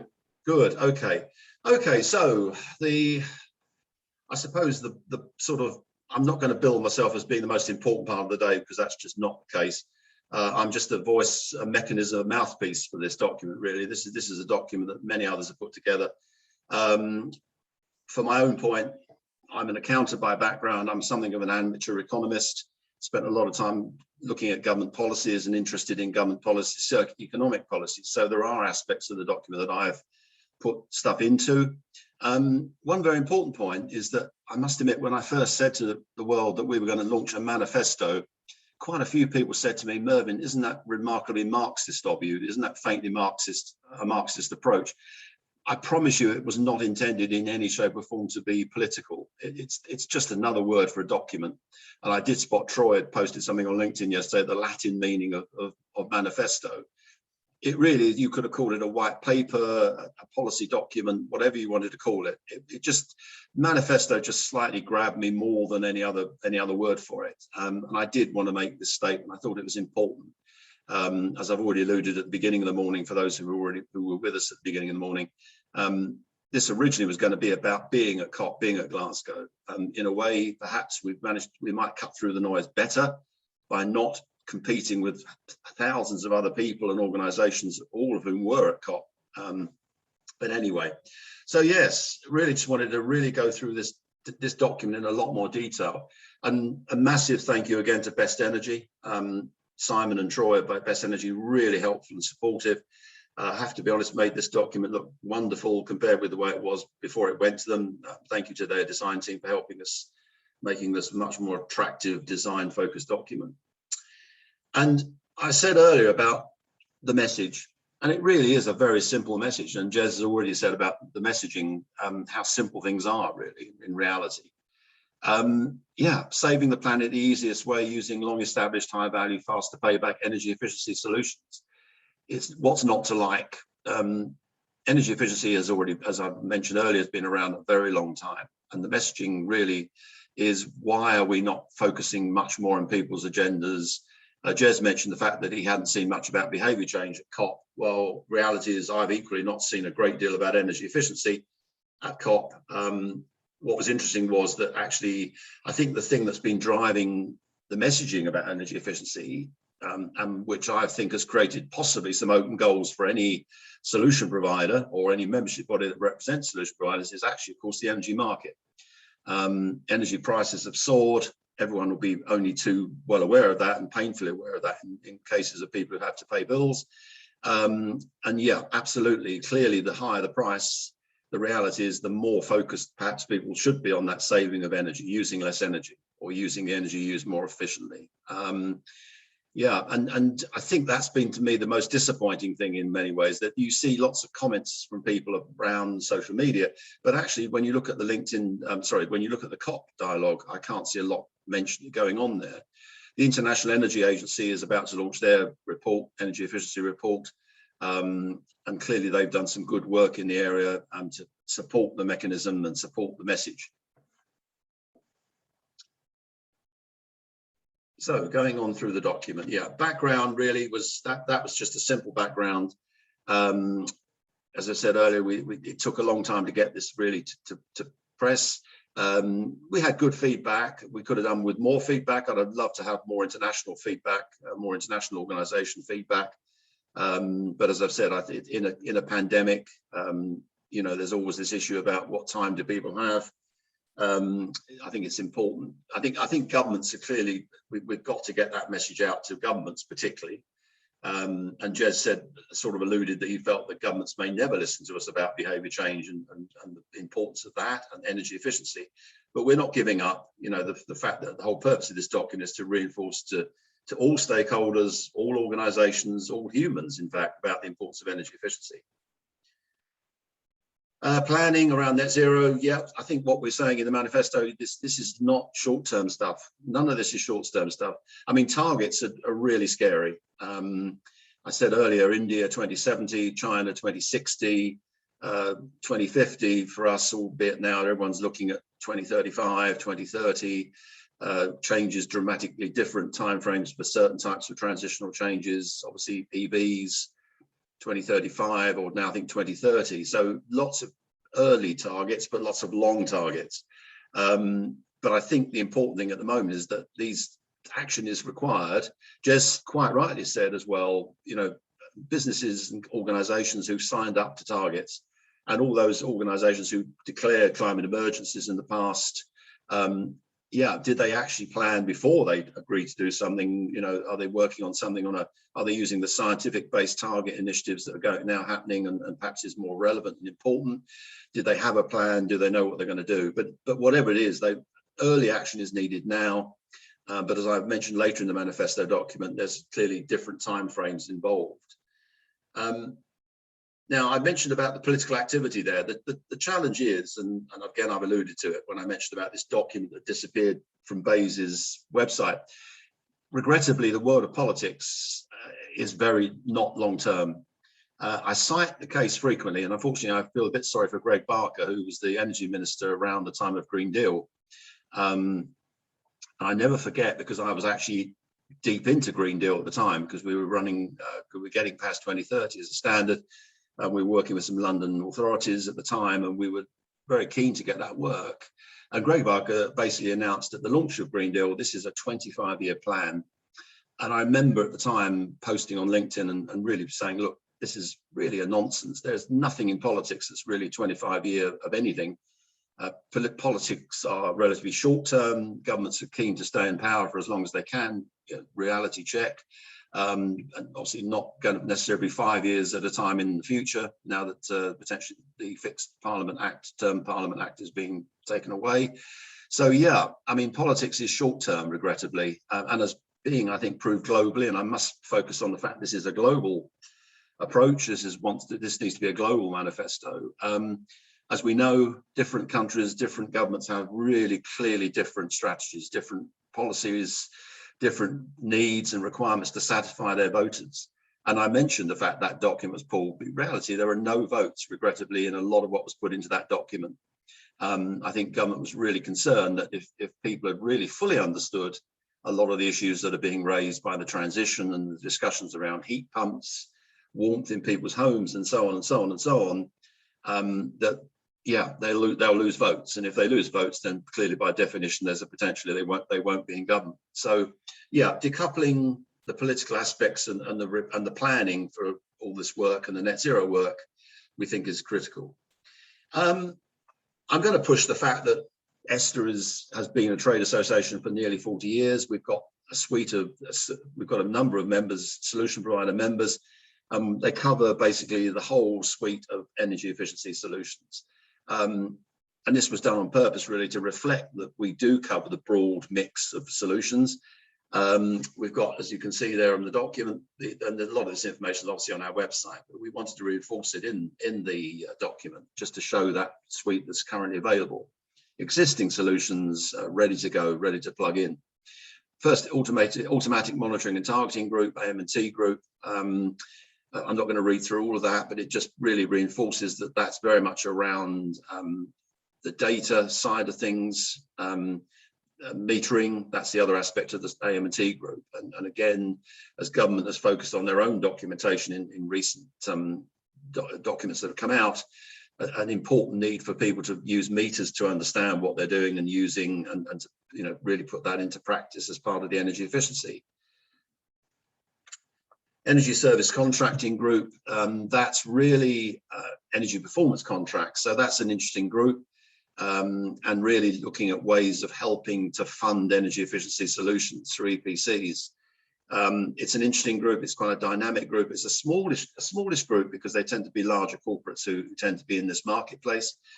And as you see there, it's really a group that's aiming to support a transparent, professional and effective approach.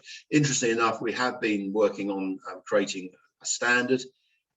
Nick Keegan from Eves, who's the chair of that group, in fact, is also presenting later on this morning about his company's energy efficiency trend survey, has very much been working on producing a standard, really, I think, just to satisfy companies and organizations and public sector organizations that sign up to an EPC, know what they're getting, know exactly what's on, what they're buying and what they're going to contracting towards. Independent Energy Consultants Group, Jez, as he mentioned, was chair of this group, and one of his employees, George Barnes, has now taken over that role. This is the consultants group. So this is the dynamic, rather more dynamic in some ways, because they have a lot more immediate, urgent work to be doing. Jez mentioned ESOS, and others do ISOs, they do SECR reporting, and there's a lot of face-to-face client activity that goes on within that group. And to be fair, it was really initially the IECG that really drove forward the creation of the behaviour change working group, originally called the behaviour change working group, that morphed into energy conscious organisation. But yeah, that's a dynamic group, and obviously because of all the changes to government's approach to auditing and requirements, there's quite a lot of work coming out of that group. Just running through a whole range of things that's going on there, and including, I mean, things like government consulting on neighbours, which is not an Australian SOAP, but is actually an Australian energy efficiency standard for buildings, and in recent documentation, a recent consultation rather, around energy efficiency in larger buildings, larger office commercial buildings. They are looking to bring neighbours in as a standard. Now, obviously, again, potentially more work for consultants there, reporting on the effectiveness of the building through the neighbours scheme. And then the Smart Buildings Group, formerly known as the Lighting and Building Controls Group when I joined ESTA.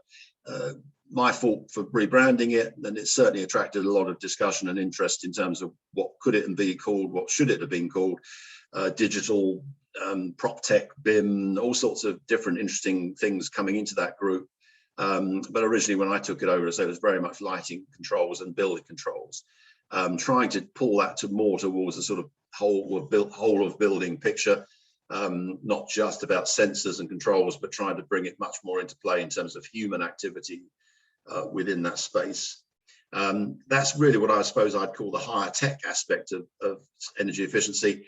And in fact, I recently attended the Smart Building Show in the UK a few weeks ago now, and I was slightly disturbed, and this is certainly perhaps an anonymous, something of an anathema to the building, the behavior change aspect of the work. 2 or 3 people spent a lot of time convincing me that AI would basically take over most, or if not all, of the work in the future for the human race. So don't worry about having to program something or interpret the data from something, Mervyn, that will all be done by AI. And I thought, well, probably not in my lifetime, and probably quite scary, actually. AI is important, don't get me wrong. We're working on some interesting blockchain projects as well, and the Internet of Things. So generally, that's the sector and part of the sector where we're working hard to make sure we keep up to date with the technology. And that's just really the very last group there. And I'm not going to spend any real time on that because Jez is very much, and Matt between them have just really covered off what was, as I said, originally the behaviour change working group. It took about 3.5 years of discussion to get that program to be born, to be honest with you. And I was pleased that when I joined ESTA, I managed to fast track, or try and fast track, that program forward, because I think it had rather gone very much into a discussion group. And when I joined ESTA, my first thought was this could be a social movement, a global social movement. Now, that sounds a bit pretentious. We're not trying to create Greta or David on speed here. But I felt personally that this was a message that we could get out there, that behaviour change, people, engendering that attitude of people and getting people on board is critical. It's not going to be the technology on its own that's going to solve the world's problems. I get nervous because, as I've said already, some of the government approaches, the UK government approaches, have been built around technology saving the planet. Certainly on something like the Jet Zero approach that suddenly appeared last year, or was it early this year, in terms of, all of a sudden everyone thought there'll be something will come along that will mean people can carry on flying. And that's worrying, because I think that's a very good example where technology may not necessarily come in quick enough. I think people have got to change their behaviours. Holistic approach, well, Jez mentioned that, and that's important. And then clearly the end results for these things is to really train up people, as Jez said, through the program, support and certify organisations. We're trying to sort of turn ourselves into a mini certified B Corp. I'm a passionate believer in having standards for organisations, and I would stress, whilst it's not a primary focus of ENCO at the moment, I do want a version for SMEs, as I'll mention a little later on in the manifesto. SMEs are important to me, and I do strongly believe, and I think the government certainly would have us believe, that they believe that SMEs are a critically important part of the non-domestic commercial energy efficiency sector, and provide ongoing support and resources to practitioners, consultants. Jez didn't mention the ENCO Academy. This is a sort of alumni type structure where all those consultants and practitioners can get together periodically, up to now virtually, but again, hopefully face-to-face next year, just to talk through how things are going, share challenges, talk about solutions, and just share best practice. Yeah, so methodology, the plan of action, because like all good manifestos, not quite the 5-year plan that someone suggested I might be putting together with a Marxist approach. And this is, to be fair, a lot of this has come from my colleagues, certainly David Hurst, who I've mentioned on more than one occasion today, from Entity Risk, ESTA member, who's really put a lot of this aspect of it together. David's an engineer, a civil engineer. He's on the ICE Council and has a lot of expertise in this area. So I was heavily reliant on his approach, and then we had good feedback as well from other ESTA members as well into this aspect of it. Yeah, I mean, I'm not going to read through this chapter and verse, but it really tries to set out how we can move forward on the actual methodology, what's going to happen here. And as you'll see in the first quote, is from the Climate Change Committee. I actually joined ESTA not long after that first report had come out, or the report had come out, and clearly there was a lot of approach to what they were saying was needed. Key action points explored deeper in the manifesto. Common standards, UK on the global stage, which I think is important. Go further, think bigger. There is a major risk sometimes with this, as we prove with COP. You get 200 countries around the table, a very large table, and you immediately run into some interesting challenges. We had the presidency, I think Egypt's got the presidency of the next COP. How you handle that presidency and how you go about the presidency is interesting, but I do worry sometimes that the presidency doesn't necessarily mean you've got an automatic assumption that you're doing everything right and everyone else should follow your example. I think that's a potentially dangerous area. Energy policy touches every aspect of our lives. Well, clearly it absolutely is. And what's something we haven't mentioned much about today, but I am focusing in this manifesto, is about the green recovery. Building back, it's a hackneyed phrase, green recovery and build back better. Obviously, discussions mainly around the pandemic that effectively meant that people were talking about two crises going on side by side, a pandemic and also a climate crisis at the same time. So a lot of focus, understandably, on how do we tackle both. And this is obviously something we're trying to put in the manifesto. Focus on the energy hierarchy. Jez sort of mentioned the lean, clean, green approach, conservation, efficiency, renewables, sustainable, low carbon technologies. Yeah, as Jez said, and I think he's quite right, perhaps the government energy policy in the UK certainly hasn't really followed that. It's rather focused on one end of it rather than the whole approach.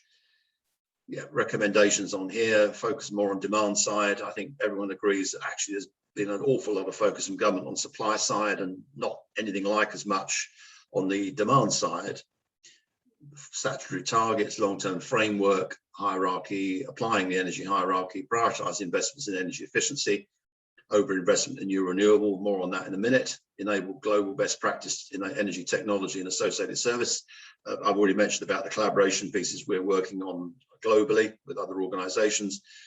Don't rely on offsets. Well, I think that's probably one of the more controversial things in this document, because as was mentioned this morning, I saw in one press release, I think the BBC, basically there's a suggestion that the government has had to heavily offset to actually get COP itself to be net zero.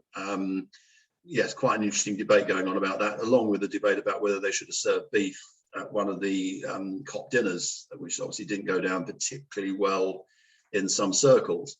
Offsets are interesting, and I fully understand the downsides of offsets, but what I have said to a few people is that SMEs in particular, which is a focus for me and is in the manifesto, is that some SMEs have very little option in reality to effectively get to net zero without some form of offsetting, but there is a standards requirement for offsets. There's a need for transparency, I think, and everyone accepts that. Right, prioritise energy efficiency and energy conservation. The negawatt, something I'd never heard of before I joined ESTA, and it seems to be making a bit of a comeback. I read quite a lot about negawatts, and there was a suggestion at one point that there should be a market, a global market for negawatts.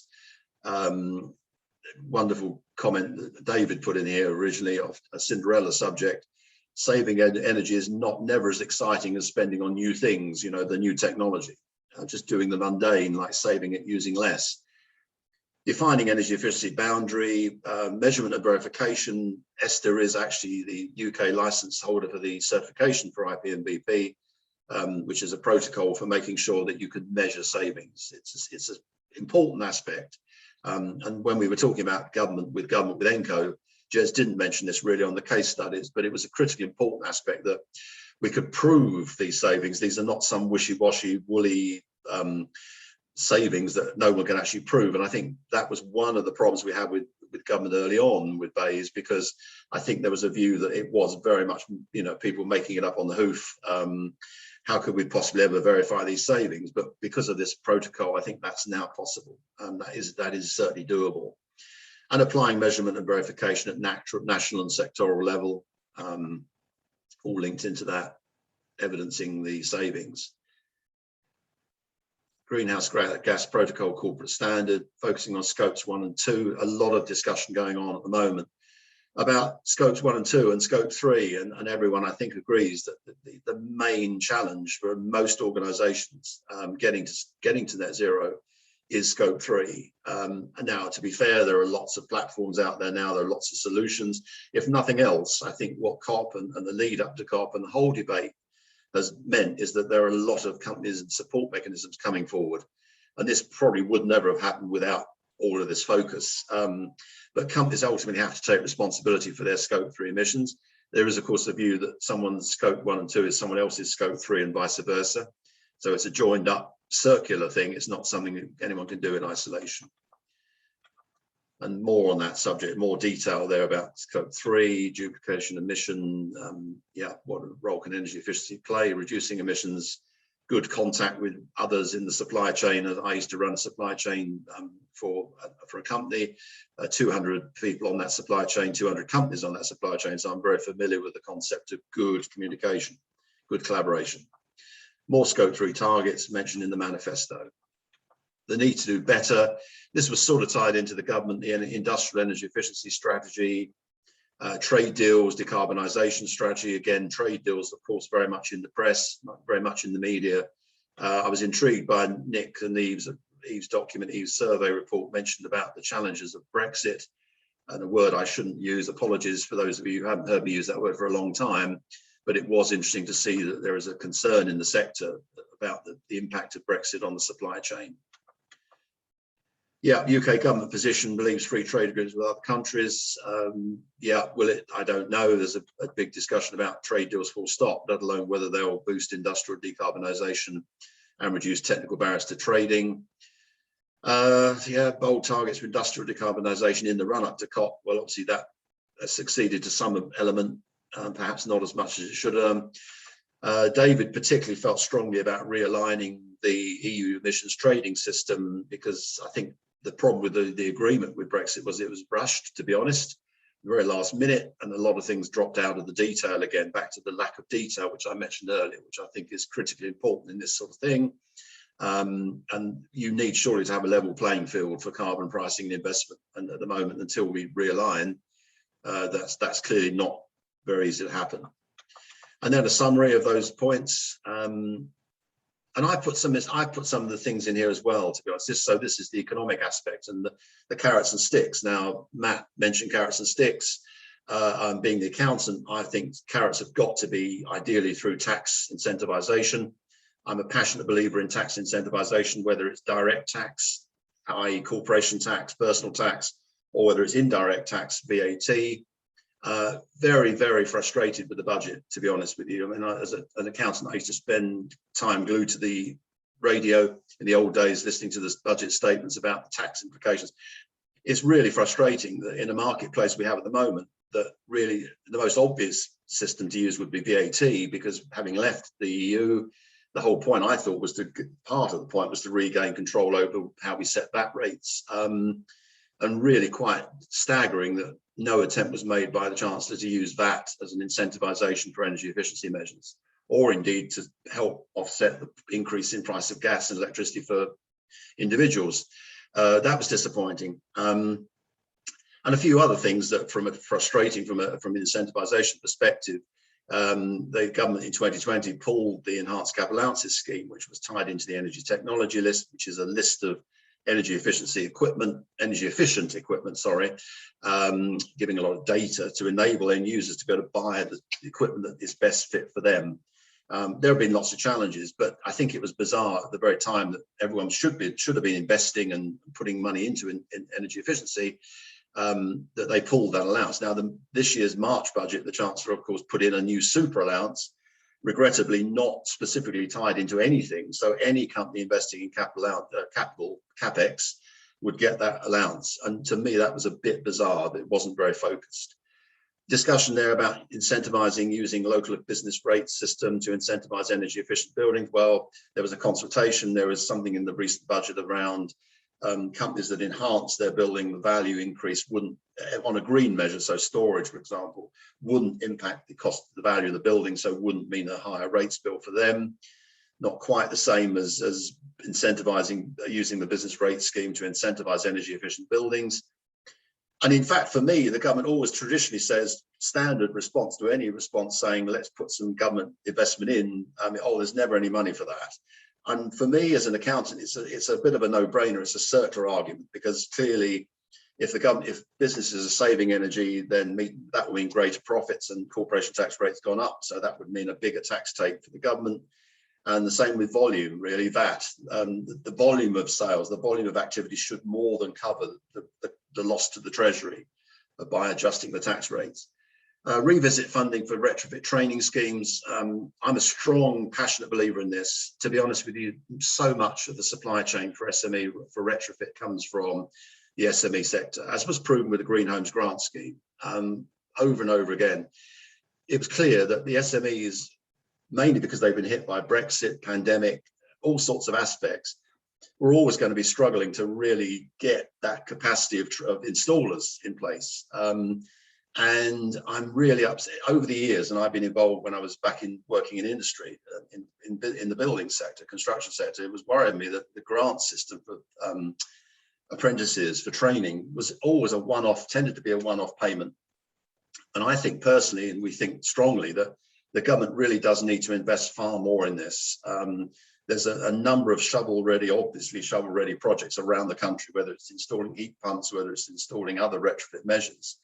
But we are arguing that the government really should be funding a lot of this more directly. So 75% should be funded by the government and 25% funded by the companies. And it's just such a no-brainer to get people into employment, back into where these jobs are. But at the moment, as I said, there seems to be a reluctance. Again, looking at Eve's report, I noticed very much that one of the messages that came out was that government is not doing enough directly through direct investment in the whole energy efficiency approach. And this is important because people need jobs. And I know the argument out there is there are a lot of jobs going at the moment, and people aren't looking to get those jobs.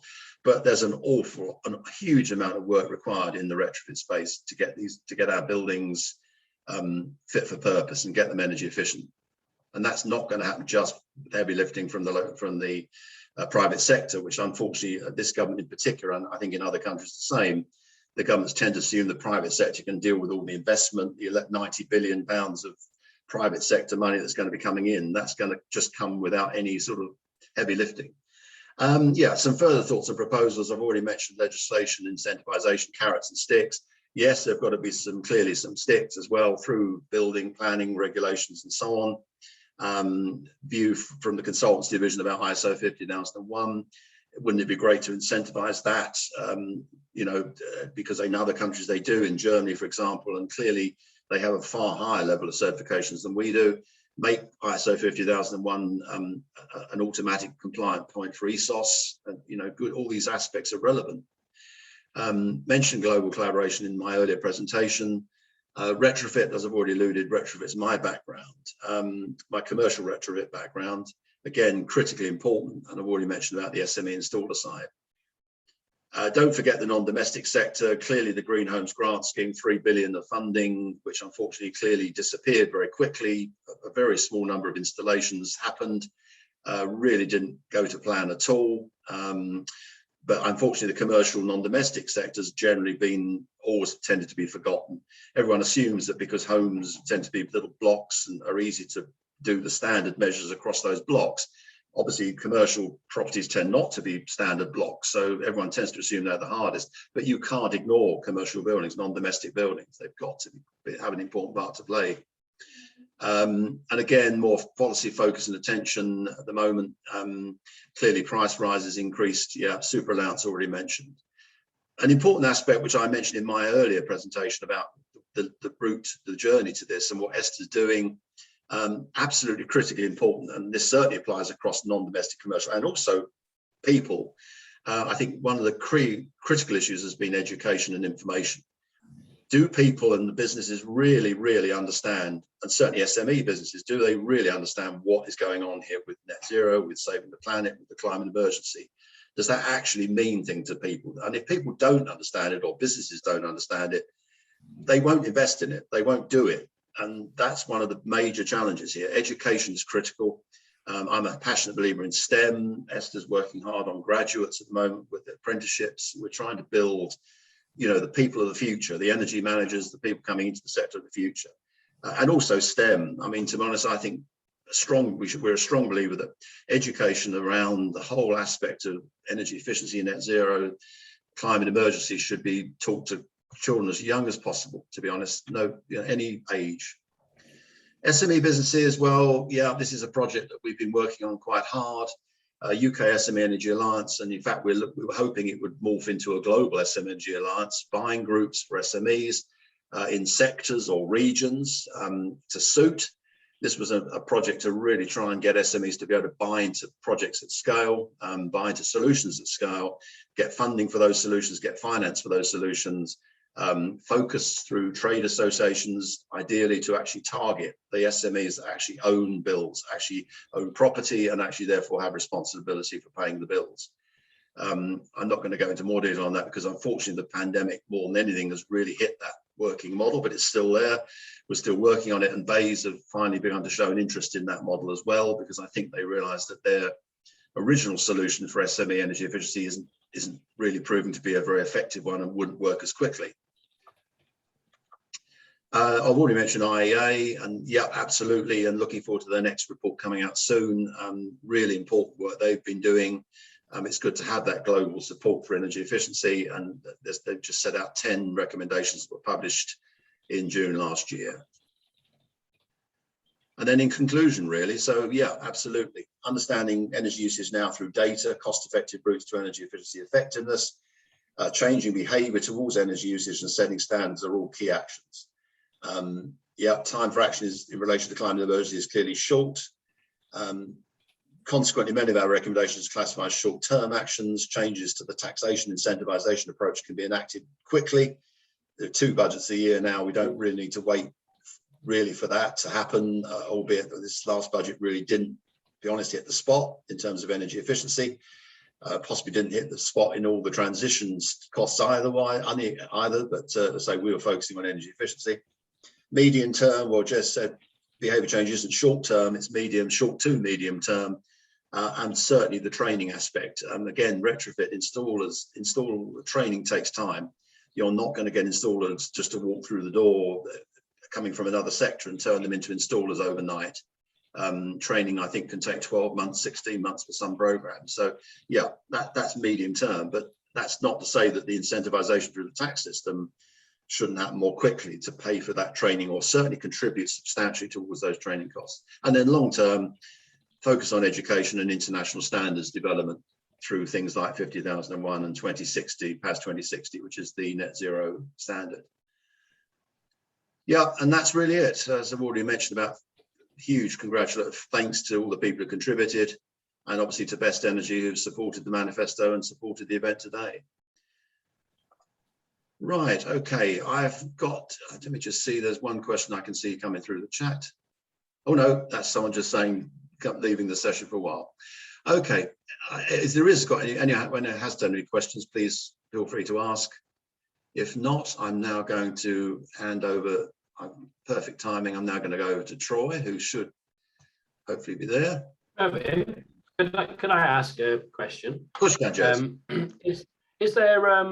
Is there a plan to further communicate and promote this manifesto? Yes, it's already gone to, well, the press release went out this morning to all the media, the press, as in the national press, the media press, plus the trade press, plus IEA. I've shared it with IEA, I've shared it with all the global organizations we've been working with. So yeah, there's a lot of work still to be done, Jez. It's not going to stop here, I promise you. That's the purpose of yeah, that's the thing. It'll be an ongoing thing. They've all got it. They've all had a copy today. It's obviously the next step is following up from that and saying this is a moving document. That's the other thing I was going to say is none of these things are cast in stone, because clearly circumstances change. The energy market price is really through the roof now, but who knows what's going to happen. So absolutely, Jez, that's a very valid point.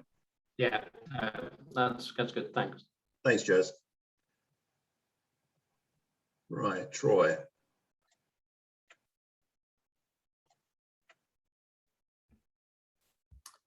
Hi, Mervyn. I am here. Okay, I'll make you host, Troy, if that's all right. Thank you. Yeah, so I can share my screen. Yeah. Okay, you should be host. You should be able to take host now. Okay. Thanks, Troy. So welcome, everybody. Great to see you all. Thanks to Mervyn for putting on this event. I don't know about you, but I've really enjoyed the presentation so far from Mervyn and Jez, and the case study there from Matt. Powerful stuff. That needs a wider audience, to be honest. It's a shame there aren't more people watching this, but hopefully we can continue to push this agenda. Let me just make sure we've got this full screen. So by way of introduction, it's full screen. Is it full screen now? Good. By way of introduction, my name is Troy Wrigley. Can you see that okay? Are you seeing? You've gone, no, Troy, you've moved slightly. It was on full screen, but it's now gone slightly to the top of the screen, of the page. So I'm not quite sure what's happened there. Okay, let's try again. How about that? That's it. That's perfect.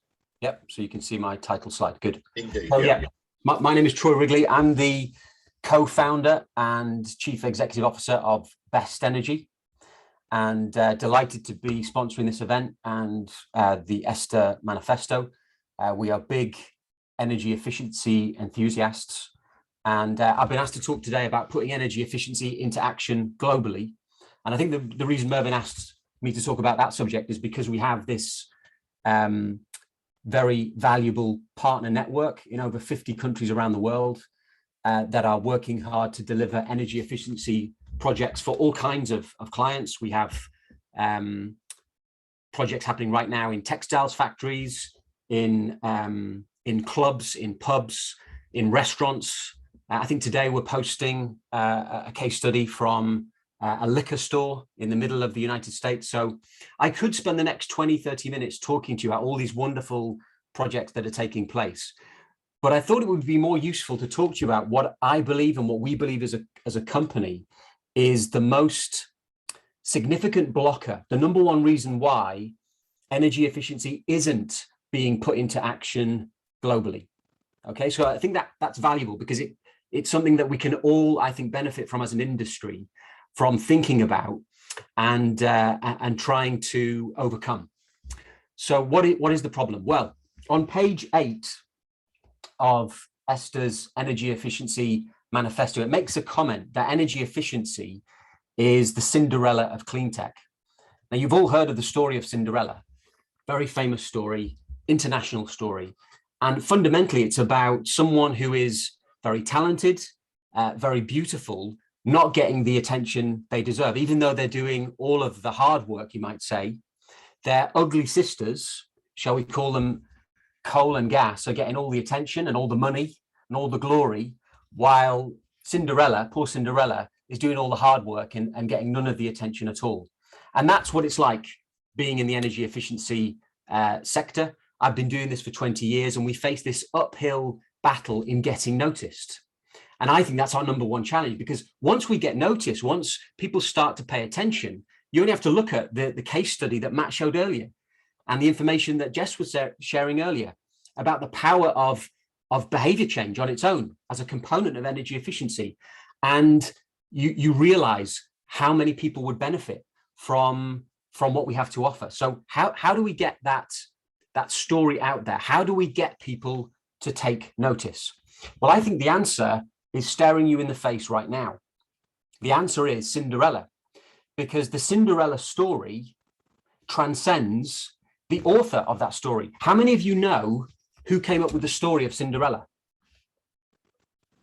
I didn't know. Before I researched it, I had no idea. And yet I know the story, just like you know the story. Apparently, it was first recounted by the Greek geographer Strabo back in 7 BC. So this is a story that is thousands of years old, and yet it stood the test of time. It's transcended international boundaries. Everybody knows the story of Cinderella. Why? Because it's a great story, and it illustrates the power of storytelling. And I believe that is our industry's single biggest challenge. How do we tell the story in a more compelling, more interesting, more engaging way? And I want to support what I'm saying with a bit of science. So the power of storytelling, I think is underestimated. And here we've got 4 elements that help us to understand the power of storytelling. So when you tell a story, one of the first things that happens is something called neural coupling. So as you're telling the story, the person that is listening to your story, parts of their brain start to activate that allow them to imagine what you are saying. And so you start to make a connection. You've had that experience, haven't you? When you're drifting away in a presentation, and all of a sudden says, let me tell you about something that happened the other day when I was walking down the street. And all of a sudden you perk up and you start following the story. You imagine you are walking down the street, and as they're telling you the story, the things that are happening to them are happening to you. So it's a very powerful phenomenon, this neural coupling. In fact, it's so powerful. The second thing that happens is something called mirroring. They've actually tested this, and they've taken someone's brain activity. So they've measured their brain activity when they're telling a story, and they've also measured the brain activity of someone listening to the story. And you know what happens? Within a few seconds, their brain waves start to move in sync. So you get this mirroring effect. Very powerful connections are made when you tell a story. The third thing that happens is a release of dopamine. And of course, we associate dopamine with pleasure. Now, I believe that there are really only 2 things that fundamentally cause people to take action. When you boil it down, there are only 2 things that get people to do things. One is the pursuit of pleasure, and the other is the avoidance of pain. I think Matt used the example earlier on about carrots and sticks. So we're all aware of this. And yet, are we working it into our energy efficiency programs and businesses and manifestos? Because if we can tell stories, we can release dopamine, we associate pleasure with the act of engaging with energy efficiency. And that makes it easier for people to remember what we're talking about and to take action, because of course, pleasure is one of the reasons that people will do things. In fact, I don't know if you're aware of this. A lot of people that I talk to are very focused on the facts and figures when it comes to energy efficiency. And I understand that. It's very important. We're going to be talking later, I think, about a measurement and verification, which is an incredibly important part of delivering energy efficiency programs. But at the end of the day, the decision to invest in energy efficiency is still an emotional decision. And they've proven this. People who don't have that part of their brain working properly, the emotional part of their brain, cannot make decisions. Think about that. So they can look at all the facts and figures, but if that emotional part of their brain is missing, they can't actually decide to do anything about that information.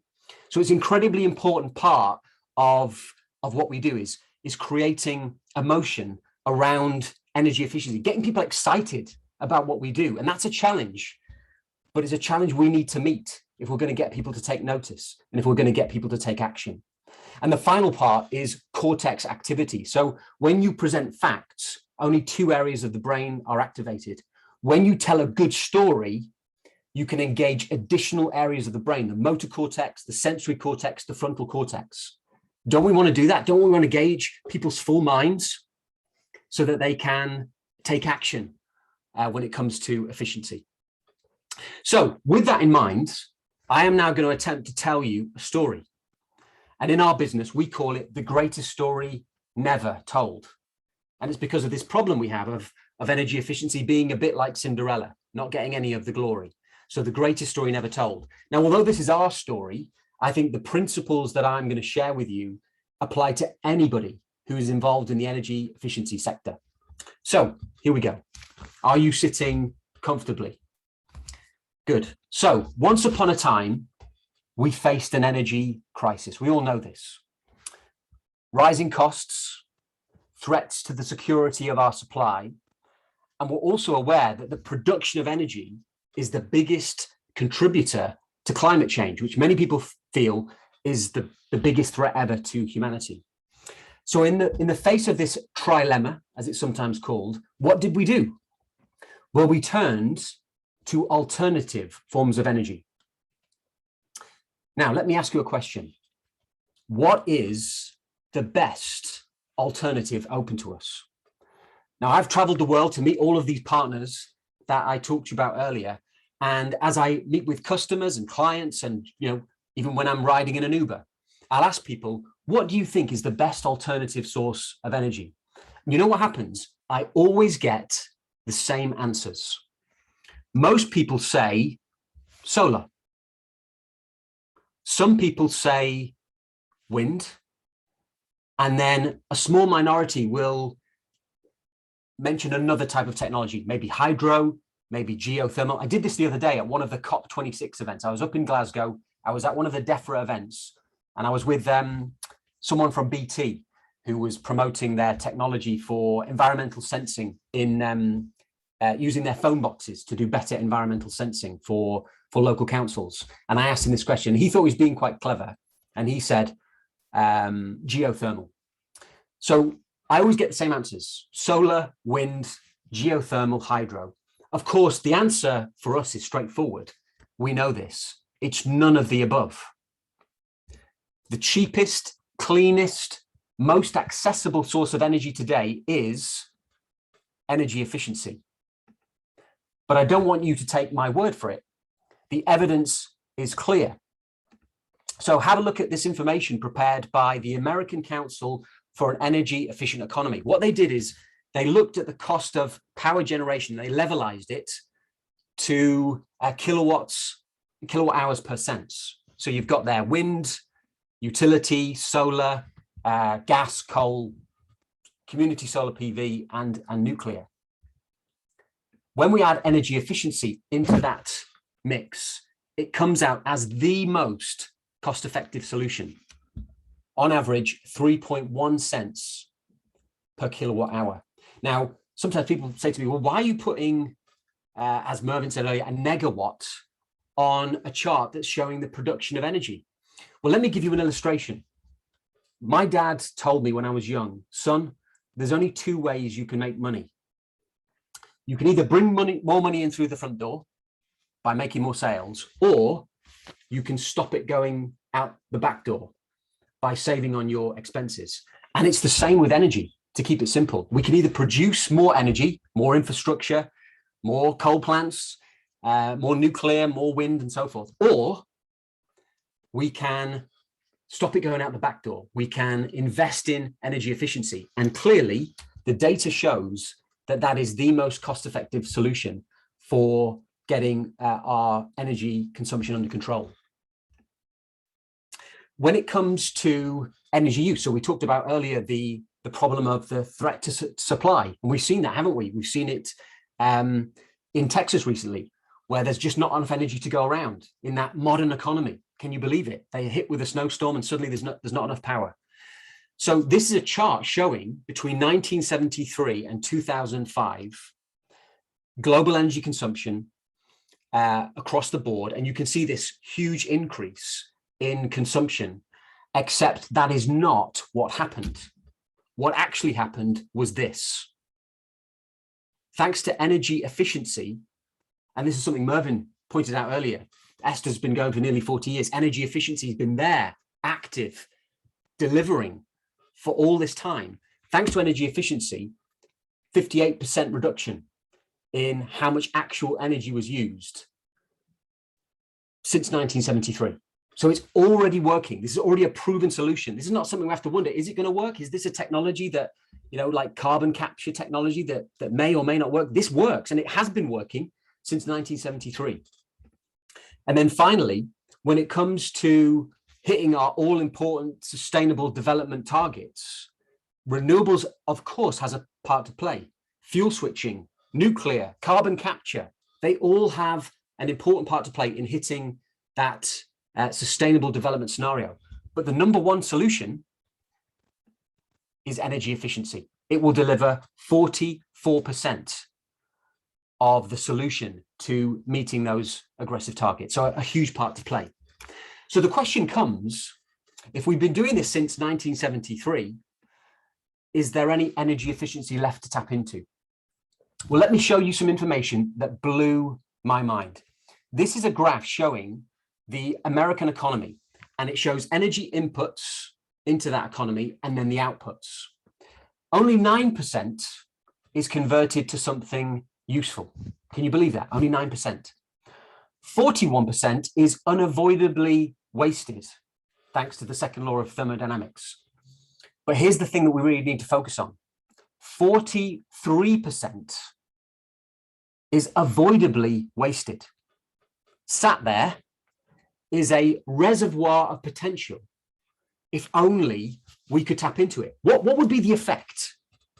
What would be the impact of preventing that 43% from being wasted? Because of course this is the US, but in other countries it will be similar. Well, here's a graphic showing you all of the coal-fired power plants across the world. I believe there's about 300,000. And although China has come out, which is great, and said we're not going to build any more internationally, they do have plans to build another 41 within their country. So coal is still a massive part of energy production, isn't it? So what would happen if we were to capture that 43% of waste that we said is avoidable? There's something we can do about it. The answer is we could switch off every single one of these coal-fired power plants. That is the power of energy efficiency. That is the story that we need to tell. There's only one problem to delivering on this opportunity, and it's not frogs. It's actually that energy waste is invisible. And that's one of the challenges we face in telling this story, because renewable energy is a much easier concept to get your head around, because you can see the solar panel and you can see the power that it's generating, or you can see the windmill turning. But with energy efficiency or energy waste, it's invisible. So what do you do with something that you can't see? How do you find it?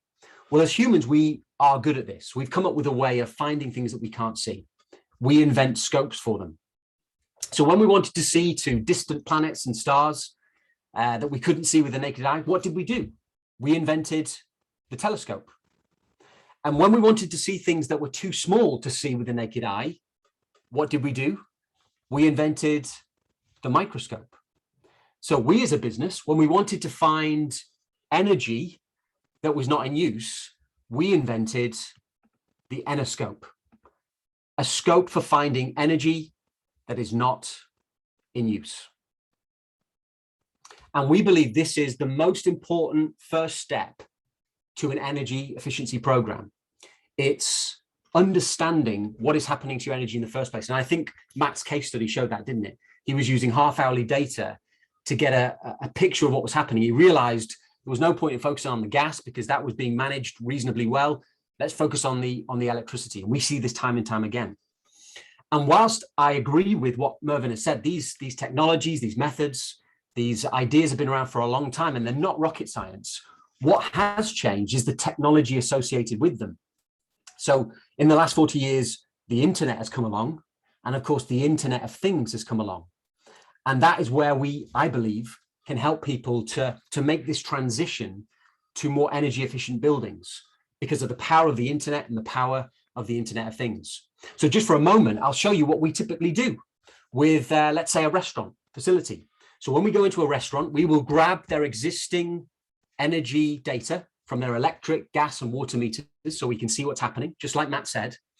But what we will also do, and this is where it's a bit different, is we will also isolate. Just going to see if I can get the laser pointer out so I can show you what's happening. We will isolate by measuring at the distribution board individual assets, which are normally isolated at the distribution board anyway. So we can really understand where the power is going, where are the energy abusers, and what are the opportunities for savings. In fact, we'll take it a step further And we will even monitor plug loads where appropriate, because they can still represent a huge element of the consumption in a typical restaurant or small to medium enterprise, or an office building for that matter. We'll also pick up light, humidity, occupancy and temperature data with an environmental sensor. And in the case of a restaurant, we'll even monitor the food temperature for them. I'll come on to that in a minute. All of that data is picked up by an IoT hub, an energy management device that allows us to look at that information. And data is power, isn't it? You think about some of the great advances that have been made. I'm a big Formula One fan, and I've been following the advances in Formula One. And that performance is driven by data. They know exactly how to improve every single element of the performance of that vehicle. And the same has to happen with buildings. If you truly want to improve the performance of a building, you need to understand what's happening to it. And that's why we are massive believers in asset level, real-time energy data. And what that means is you can empower people to make better decisions about how they use their energy. So thinking about what Jez was talking about, we provide real-time local information on a mobile phone so that the operator of a site can understand their impact on energy consumption and can be rewarded immediately through that real-time data for making a better decision on how to operate their building, making sure that they turn off when they should, making sure they turn on when they should as well. So you're right, technology can't solve all the problems, but it can make the act of improving behavior change that much easier, because it should be driven by data. What we also do with this device is we connect to individual applications within a facility. So they're cooker hoods, food warmers, air conditioners, fryers, walk-in chillers. Once we understand what's happening with those assets, we're in a position to optimize them. And whilst we do believe that all of these assets will need to be upgraded to the most energy efficient assets in the future, we need to be realistic. A lot of businesses simply cannot afford to upgrade all of their equipment. That's not realistic. And we also have to be realistic that 80% of the building stock that is in existence today will still be here in 2050. So retrofitting, as Esther promotes, is the most cost-effective solution to taking these existing assets and getting the best out of them, making sure they're doing what they should be doing. And we can do that with IoT. In fact, the beauty of IoT is it costs about 1/10 of what a traditional building management system would cost. And that's why I'm so excited about where IoT can take us, because only 10% of the buildings in the United States have a building management system deployed within their building. And that's because it's so expensive. IoT is going to break through that barrier and make it possible for even small restaurants and offices and pubs and clubs and SMEs to have decent, good quality, low cost, non-intrusive, wireless IoT controls that help them to manage their buildings better. And of course, all that data is pulled into the cloud because it's an Internet of Things device made available to the client, if appropriate, to their own platform, but also made available in different formats for the different audiences that need to be engaging with energy efficiency. So whether that's one of our virtual energy managers monitoring those buildings remotely to make sure it's doing what it should be doing, or a local person who's on site being alerted to a problem that they can do something about, or someone who is within the business that's more technical, that can look at the analytics and examine the long-term trends, and again, make better decisions about the next devices that they procure, or the current equipment, how it could be run better, reporting, displays, and obviously control as well. Now, what's exciting about this, all of this kit, which looks like a lot of kit to me, when installed in a restaurant, can deliver a payback inside of 2 years, sometimes in as little as 12 months. That is an incredible opportunity for us to help people upgrade. And devices like this, like the Enoscope that we sell, the Enoscope Hybrid, actually provide an IoT backbone that ultimately can be used to convert these restaurants or pubs or clubs or offices into smarter pubs and clubs and offices. So we are using energy efficiency to effectively fund the transition to smart, sustainable buildings. It is the first step on that journey. Is it that effective? Well, according to Siemens, it is the most effective thing you can do. A good monitoring system is the most important part of an energy management program, and it will deliver the fastest payback, as I've just said to you, within 2 years, sometimes inside of 12 months. So that's where we should be encouraging people to start on this journey. And the US Department of Energy claim that if you keep it up, and I think Jez mentioned this earlier, it's not just about a one-hit wonder where you install some kit and then walk away. It's a continuous process. We have to bring everybody on that journey. And that continuous monitoring can help us to capture between 15 and 40% energy savings. And we've got to do this because we've got that climate emergency that we're dealing with, that COP26 is dealing with. And when a couple of years ago, all these scientists signed that petition, 11,000 of them saying, look, we've got to do something to get this under control. They came out with their own manifesto. I think it was a 7-point plan. And number one on that plan was this: the world must quickly implement massive energy efficiency and conservation practices. But we come back to the same problem. The message is not out there yet. Less than 3%, according to the Energy Saving Trust, of all media and social media conversations on climate change in the last 2 years make any mention of energy efficiency. I think Jez mentioned it was a crime that behavior change wasn't mentioned more at COP26. I agree. The same goes for energy efficiency. Why is it not getting more attention? Well, I believe it's because we have to tell the story better. So how are we going to get people to take action globally? Let's tell a better story and let's tell it together. And I think it's important that we tie that story to the net zero journey that people are embarking upon. And I noticed something at COP26, and it was this idea of the phrase net zero that people were latching onto. Now, they don't know how they're going to do it. I think it was mentioned earlier. People are making these commitments. We're going to be net zero by 2050, by 2040, by 2030. And they haven't even got a plan. I was talking to a big energy efficiency service provider working with a major client. I'm not going to say who they are, but they have broadcast their commitments and their targets, and they have no idea how they're going to meet those targets. And they're only now coming to terms with the reality of how big a challenge that is. However, what I think we can do as energy efficiency professionals is grab hold of this net zero wave and remind people, as the energy efficiency manifesto does, that Esther had produced, that every journey to net zero starts with energy efficiency. That's where it begins. It's the first fuel. It's the fulcrum of a net zero policy. It is the core of a strategy on delivering net zero, whether that's 2050, 2040, or 2030. And we need to get that message out there, and together we can do it. And if we do it, we will turn energy efficiency into the belle of the ball. That's the objective, isn't it? So we're proud to be the sponsor of today's event. Proud to help Mervyn and Esther to launch this energy efficiency manifesto, tying in with COP26. But let's not leave it here. Let's take this message out there to a global audience. Let's engage their minds. Let's get our brain waves in sync.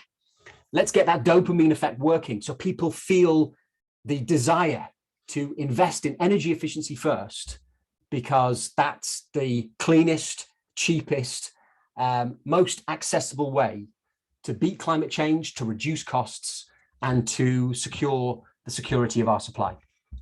So thanks very much for listening. If you have any questions like the others, I'd be more than happy to take those. Thanks, Troy. That's fantastic. I think you've unshared your screen, haven't you, or are you still the host at the moment? I'm just going to try and unhost myself. Okay. If you can, I'll retake control then. Yeah, let's have a look. Troy, that's fantastic. But while you're doing that, I'd say you're absolutely right. And I know that this is one of the whole purposes of what I've been trying to do in terms of building that collaboration piece and getting the message out and building platforms to get resource out, to get information out, to get education out, because I think you're totally correct. Without getting that story over to people, why would they invest? Why would they buy into energy efficiency? If they don't get that message, and why would they get the message? Then yeah, it's all about telling the story. If we can get past that hurdle, I think a lot more people will jump on board. Yeah, and hearing you speak, I think, why haven't I got involved you far more with our plans up to now? You should have been speaking at most of our conferences that we've had since day one of my joining, Esther. It's a pleasure to be involved. No, it's I'm really, a big believer. we need storytellers, and perhaps I may not myself necessarily be the world's best storyteller. So perhaps I love the story, and I mean, I'm a huge reader, so I get the whole thing. But yeah, so yeah, lots of things we can carry on talking about. And as I said to Jez, this is just the beginning here. This is not something we're just publishing and that's it. This is a message that's we've got to keep pushing boundaries. And getting that message out and getting the story told. That's, I think, absolutely the takeaway from today. So thank you so much for that. You're welcome. You're welcome. Thanks, everyone. Did you manage to? Yeah, your host now, Mervyn. Okay, all right. In which case I will, in fact, what I'll do, Nick, are you there? Yep, I'm here. How are you doing? Hold on, I'll unshare my screen now because I think I may have caused problems there. Shall I just go ahead and share my screen at this point? Well, hang on, I can make the screen host. Hang on. Okay. There you are, make the host to yourself. Great. Great. I think the moral of the story, Nick, is follow that. I mean, I just wanted to say before you start, I just want to say a huge thank you to you. And in fact, this is perfect timing, isn't it, really? Because you published your report this week. We've got the manifesto launched this week. Is this all joined up, or is it just my imagination? We've actually worked Great out timing. This is, yeah. And I wanted to say thank you as well, because I think what you've done in that report really hones in and brings real life and what's going on out there in the world today to what we're trying to talk about. Totally agree with, yeah, it was a really interesting report and insights. As Troy said, just a shame, as Troy reflected, the fact of the number of people on today. It's a great shame that we need to get your report at the same time as the manifesto and the story out to the biggest possible audience. So hopefully next year your survey, we're assuming you're going to do it next year, your survey will be 10 times the response. But thank you very much for getting your survey back in. It's good to see it back. Wonderful. Shall I have? Is everyone seeing the screen with the presentation and not the notes? No, just no. In case there's anything risky, you don't want to put in the notes. No, just your screen. That's fantastic. Wonderful. Over to you. Excellent. Wonderful. Thanks, Mervyn. Thanks for inviting me to speak today. Really exciting event to be a part of, and that presentation by Troy was very motivating, certainly. So hard to follow. I'm Nick Keegan. I'm a director at Eves, and today I'm going to be speaking about, as Mervyn said, the results from our recent energy efficiency trends survey that Esther supported and members contributed to. I'm also going to talk about an innovative energy optimization scheme that we've been involved in, and I think how the results of the survey indicate that there might be opportunity for more organizations to use that type of approach, actually. And I think that approach links quite nicely to what Jez was probably talking about earlier. I'm afraid I wasn't here to see it, but I know what he likes to talk about with the ENCO project. And that's that, using good energy management, behavior changes and controls optimization can really help reduce energy waste. And, to Troy's presentation, it seems like there's quite a lot of avoidable energy waste out there. I think you picked out a number of 43% in the USA.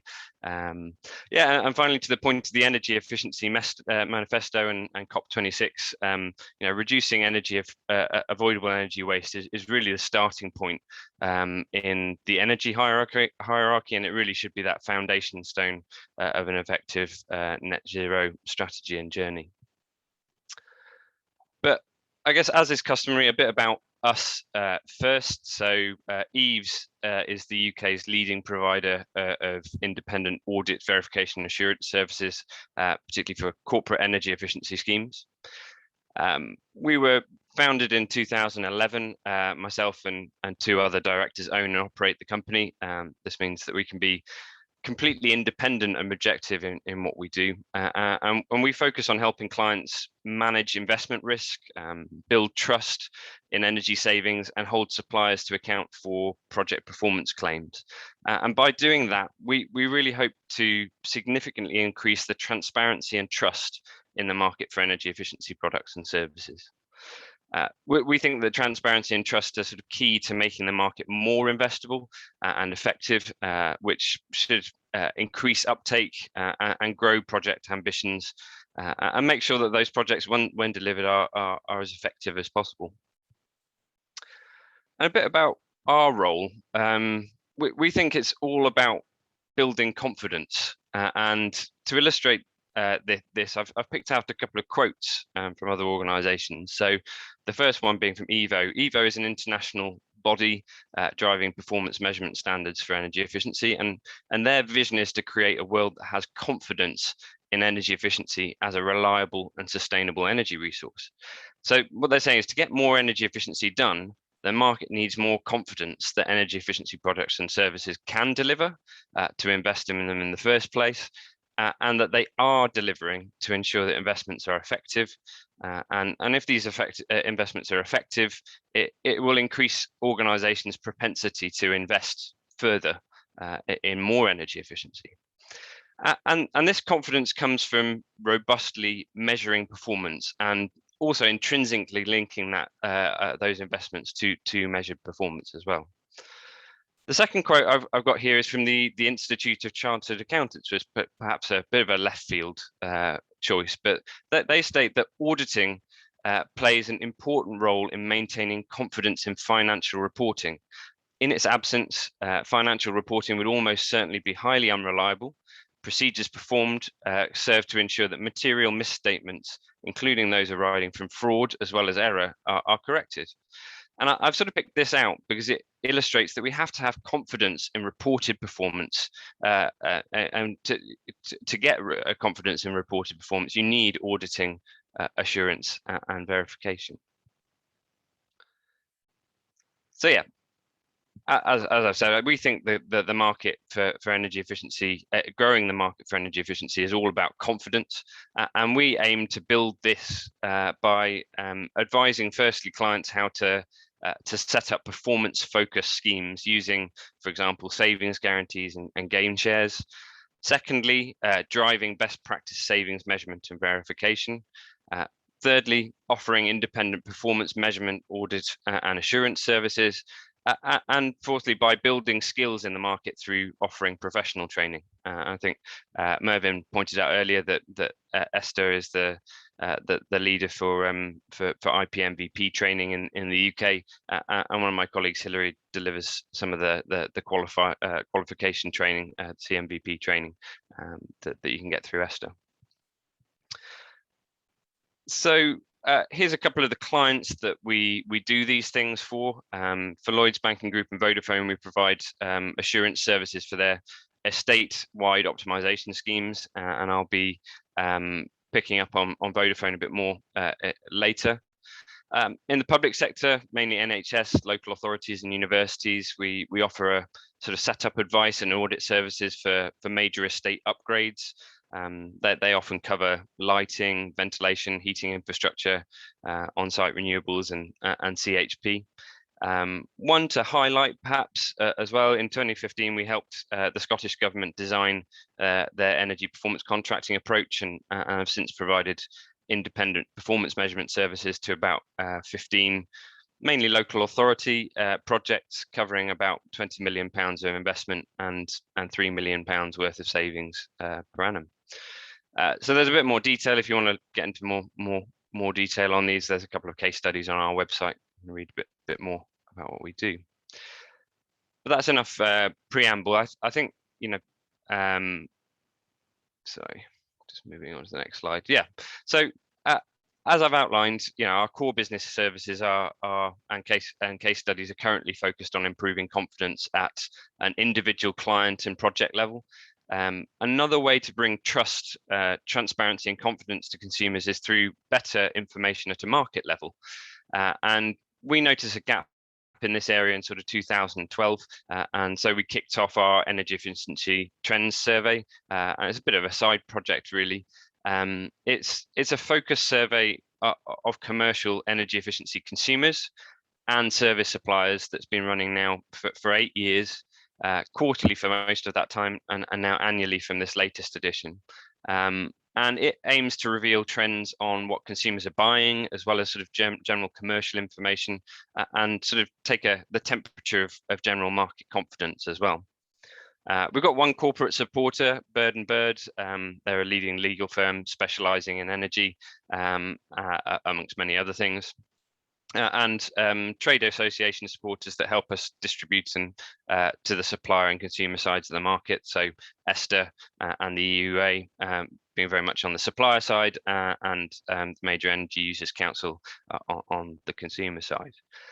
So yeah, big thanks to Mervyn, ESTA for the support, and also in turn the EUA as well, and to all of the members that complete the survey. I think there's definitely a few on today. Right, now for some charts then. So today I'm going to focus on the consumer questions that we've got in the survey primarily. So just for context, this is a breakdown of the consumer respondents we had by number of employees, and overwhelmingly respondents, 82% of them are from large organisations with more than 1,000 employees. So that gives you a context. We've got mainly big organisations in responding to the survey. And also for context, respondents were responding about activity in the last in the 12 months prior to April 2021. So where you see 2020 on the charts, think of the sort of financial year 2020-21.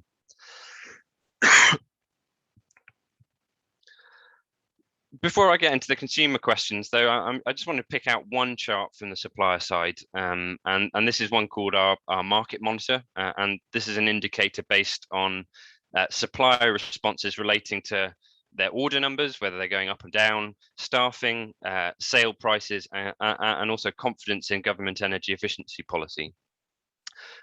Positive sentiment is represented by the numbers above 0, and negative vice versa. And this chart shows the annual results from this indicator from 2012 to date, so we can sort of see how the market's gone up and down. It's only really been negative once in 2016, and I'm not going to give you any prizes for guessing what might have had the major influence on that.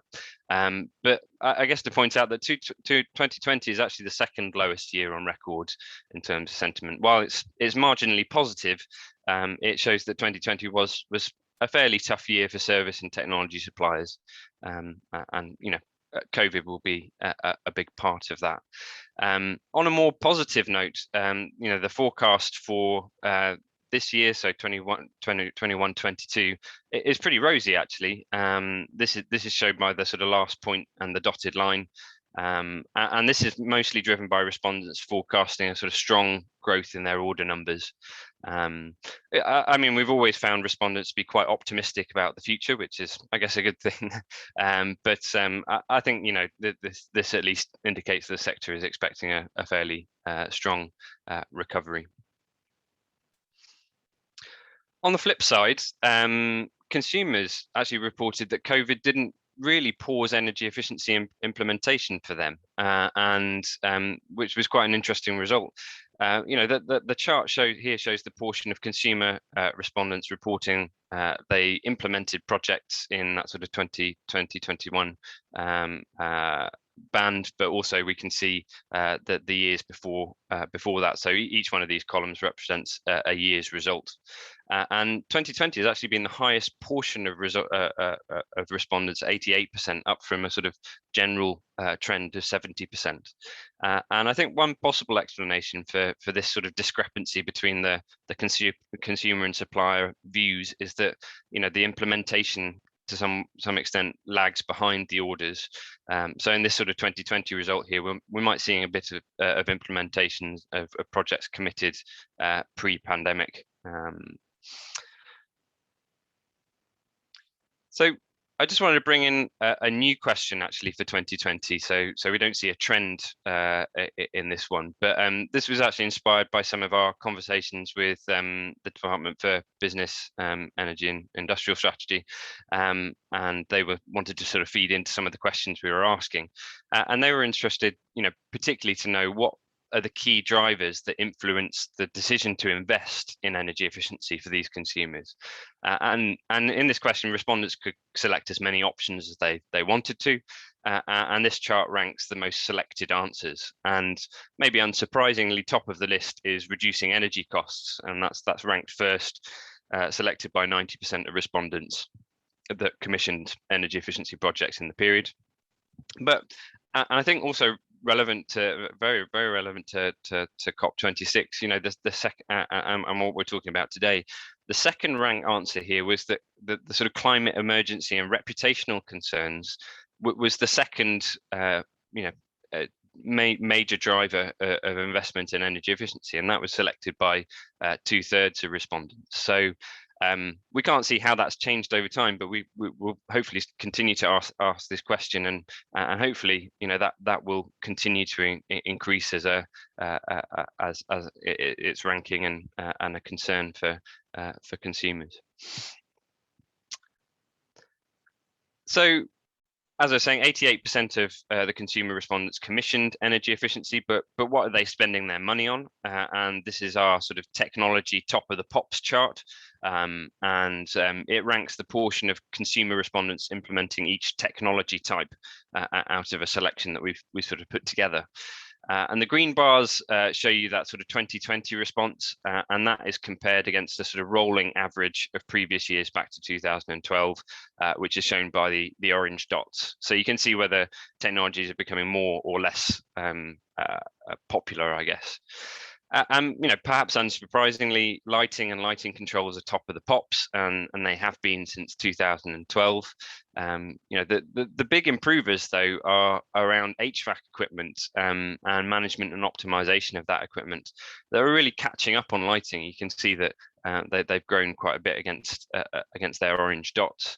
And you know, along with that, another thing, a couple that we picked out, we know some notable new movers are heat pumps, which are up to sort of 28% from 6%, and you know, perhaps, you know, that's consumers rushing in to get before the renewable heat incentive closure, or it might be the public sector picking up. I think it's been over £1 billion of public sector decarbonisation scheme funding, so maybe that's starting to hit things as well. And you know, also of note, batteries, that's also up from 14% from 4%, so a relatively sort of new entrant as well.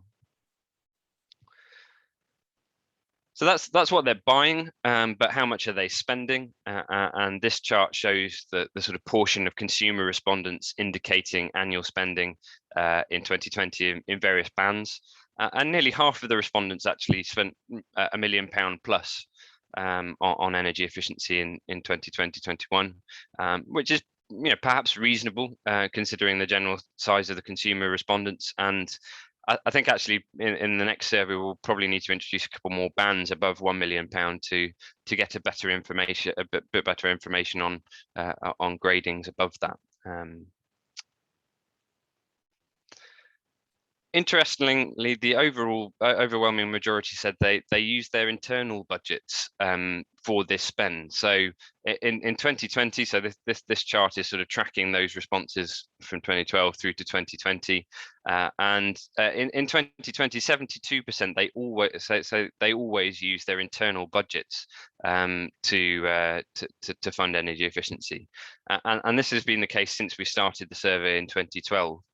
And so, you know, third-party financing doesn't appear to be getting a significant look in yet, and you know, that's obviously a big thing that is being considered in sort of net zero strategies, is making sure that we get more third-party finance into energy efficiency and other energy areas to make sure that we're growing our ambitions. So it'll be good to see that starting to grow over time. This chart shows the sort of trends in expected payback periods between 2012 and 2020, and each column here shows the portion of respondents selecting each payback band for each year.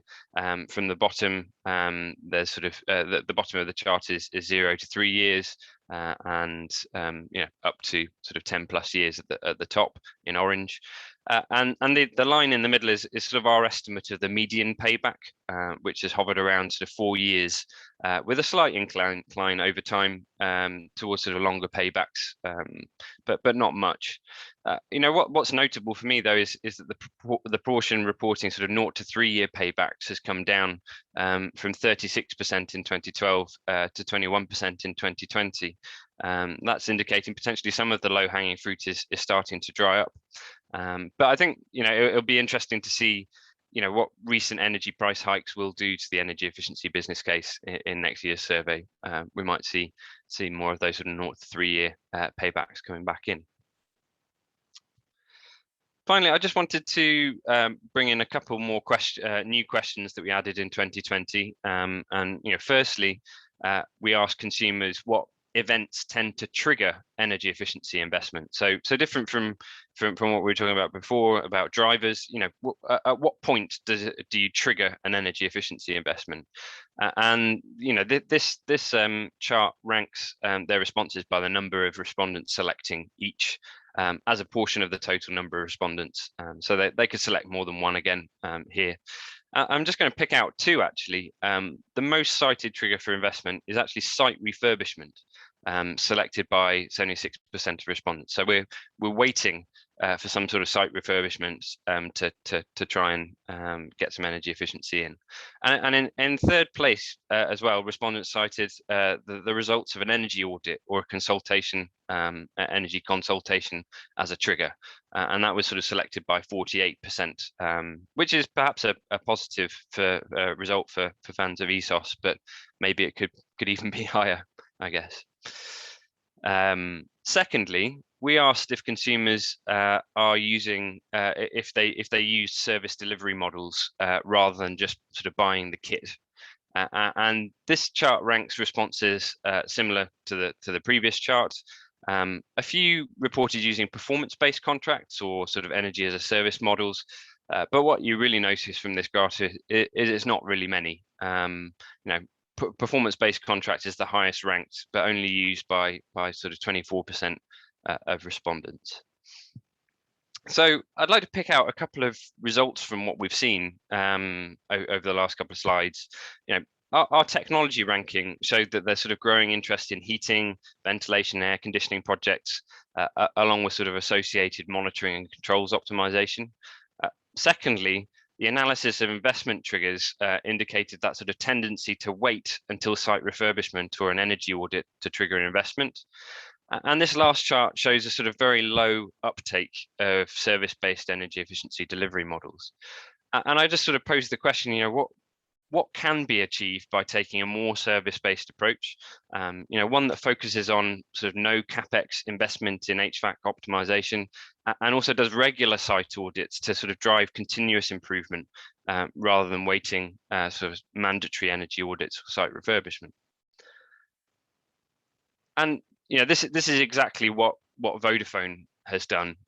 They've structured a sort of payment by results scheme with their FM provider Mighty. And this has achieved, you know, 100 gigawatts worth of energy savings in its first 3 years across 90 Vodafone sites, which we've been pleased to audit and verify. And you know, that's part of our sort of range of assurance and governance services that we provide to Vodafone to help this program on track. And you know, these savings come overwhelmingly from continuous monitoring and no capex optimization of the HVAC equipment controls to match demand.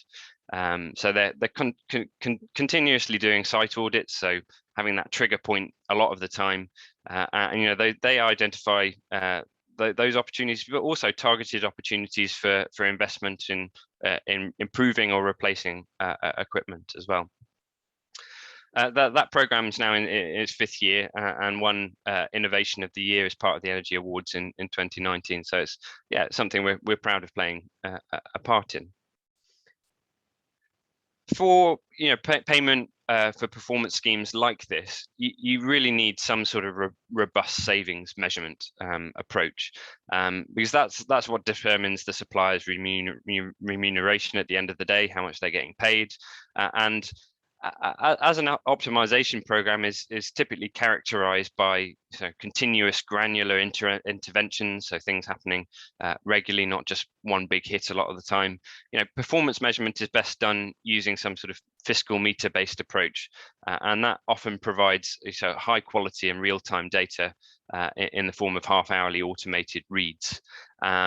What you do is you'll identify a baseline period prior to the project commencing and sort of use the data to build a dynamic baseline model that gives you a sort of business as usual reference, which can be adjusted for sort of common driving factors such as occupancy and weather, and you can use this to assess your sort of savings performance against, and that's shown by the sort of blue line on this chart here. This chart shows a sort of typical office electricity profile. And I was saying the red data there is the daily consumption for the 12-month baseline period. As I was saying, the blue line shows the sort of dynamic baseline model. And as those sort of optimizations start in the project reporting period towards the sort of right-hand side of the graph, you see a gap opening up between the baseline reference, the dynamic baseline reference, and the actual consumption, and that gap represents sort of achieved savings from the project. It's important to record the scope of those optimizations and implementation dates, so you can be sure that the effect that you're seeing actually results from that optimization activity. And not from sort of unrelated site changes, which adjustments need to be made to the baseline, so it's isolated from the reporting of savings. So if we quickly sort of flip back to our survey, this chart shows between 2012 and 2020 the portion of consumer respondents indicating that their projects use good practice performance measurement and verification in blue at the bottom, B, didn't use it in purple, and C, they didn't know whether it was used or not in orange. The good news is that the survey indicates, firstly, more are using performance measurement, so 66% in 2020, up from sort of 24% in 2012. And secondly, more people know what good practice M&V is, only sort of 7% selecting unknown in 2020, down from sort of 43% in 2012.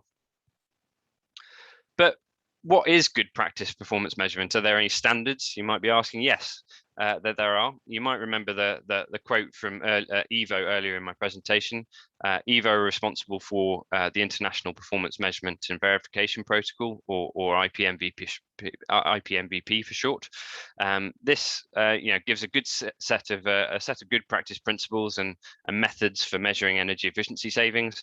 However, it's not a cookbook. It doesn't provide sort of specific guidance and methods for each possible project type. It's rather a sort of methodological framework for application to the project circumstance by the professional that's applying it. It does have one sort of fundamental requirement though, and that is that you should plan your measurement activity up front before you implement any kit or optimization works. And this sort of tackles two issues that can undermine confidence in savings reporting. One, which is the lack of data and evidence. If you have data gaps from poor planning or data collection or poor baseline documentation, it leads to assumptions which are sort of inherently uncertain. And two, it tackles that sort of lack of consensus on the measurement approach, which can lead to sort of real or perceived bias in the results. And finally, the IPMVP gives us a sort of common language and basis for third-party assurance and savings verification, is what we do. And EVO have a scheme for accrediting professionals, which I mentioned earlier, to use the IPMVP, and they're called CMVPs. There's around 200 CMVPs in the UK, which I'm one, and my colleagues are too. So you might ask, if there's a sort of standard and accredited professionals, why do Vodafone and your other clients need your auditor and assurance services? I think the first point to consider, without looking to discredit EVO, which have obviously focused on getting IPMVP widely used as quickly as possible and without too higher barrier to uptake. Thing to consider is that the CMVP accreditation is based on only 2 days training and a sort of 4-hour exam. The accreditation requires no sort of demonstrated experience of conducting MV activities, although I should say that that there is a sort of recently launched accreditation beyond CMVP that does verify the ability to write MV plans and sort of savings reports. The second point to say though is, EVA does not police the application of IPMVP on a sort of project by project basis or even a sample project basis. Another point to look at, is that often suppliers will determine their own performance, which leads to a potential vested interest, which particularly in pay for performance schemes. And the results of energy efficiency performance measurement are always estimates based on measurement. There's an opportunity to sort of flex methodological approaches, assumptions, and estimates to be more favourable, which sets this scene for perceived or actual vested interests. These could be from either party, and it is a reason why independence and objectivity can be a very valuable asset in this area. And finally, as per my earlier quote from the Institute of Chartered Accountants, there might also be some unintended errors. So our clients see audit and assurance services as a vital part of their investments. They bring reliability, trust, and certainty to securing their investment decisions and confidence to manage their contracts, giving a sort of robust basis to hold their suppliers to account and authorise performance-based payments.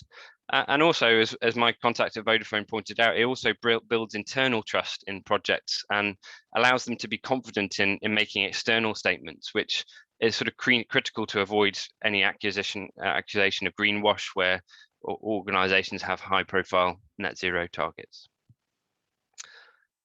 So to wrap up, I'll just say that we've now got considerable experience of any energy optimization schemes like this. And in delivery from our work with Vodafone and Lloyds over the last 6 years. And recently we've gone on the sort of whole setup journey, advising another major corporate on a similar scheme through commercial structuring, procurement and contract development to hopefully imminent contract signing. So if you're interested in this area, do just drop us a line. My email address is here. And in terms of the energy efficiency trends report, you can find this on our website. Go to eves.co.uk under market insights, and there's more charts that I haven't had a chance to look at today. Also at the bottom of that page, there's a link to subscribe to receive further surveys and reports. And if you found the results interesting, please do look out for next year's survey. Really, the more responses we get, the better information and insight we can provide. So I think I probably used up a little bit more of my time, so sorry about that. If you've got any timing, Nick. Perfect timing, absolutely. On the spot of 1:30, well, literally 1:31. So we'll drop you a minute there. But Nick, can I just say huge thank you for that? And yes, as I said earlier, really great that the scheme's back. I don't know whether we can persuade you to go back to quarterly. I appreciate that's a resource issue, perhaps not some of you plan to go back to. But with the volatility, I'm thinking with the volatility of pandemic, energy prices, the market, as you said, there's a lot happening. When do you think you might would you do next year's survey around the same time again?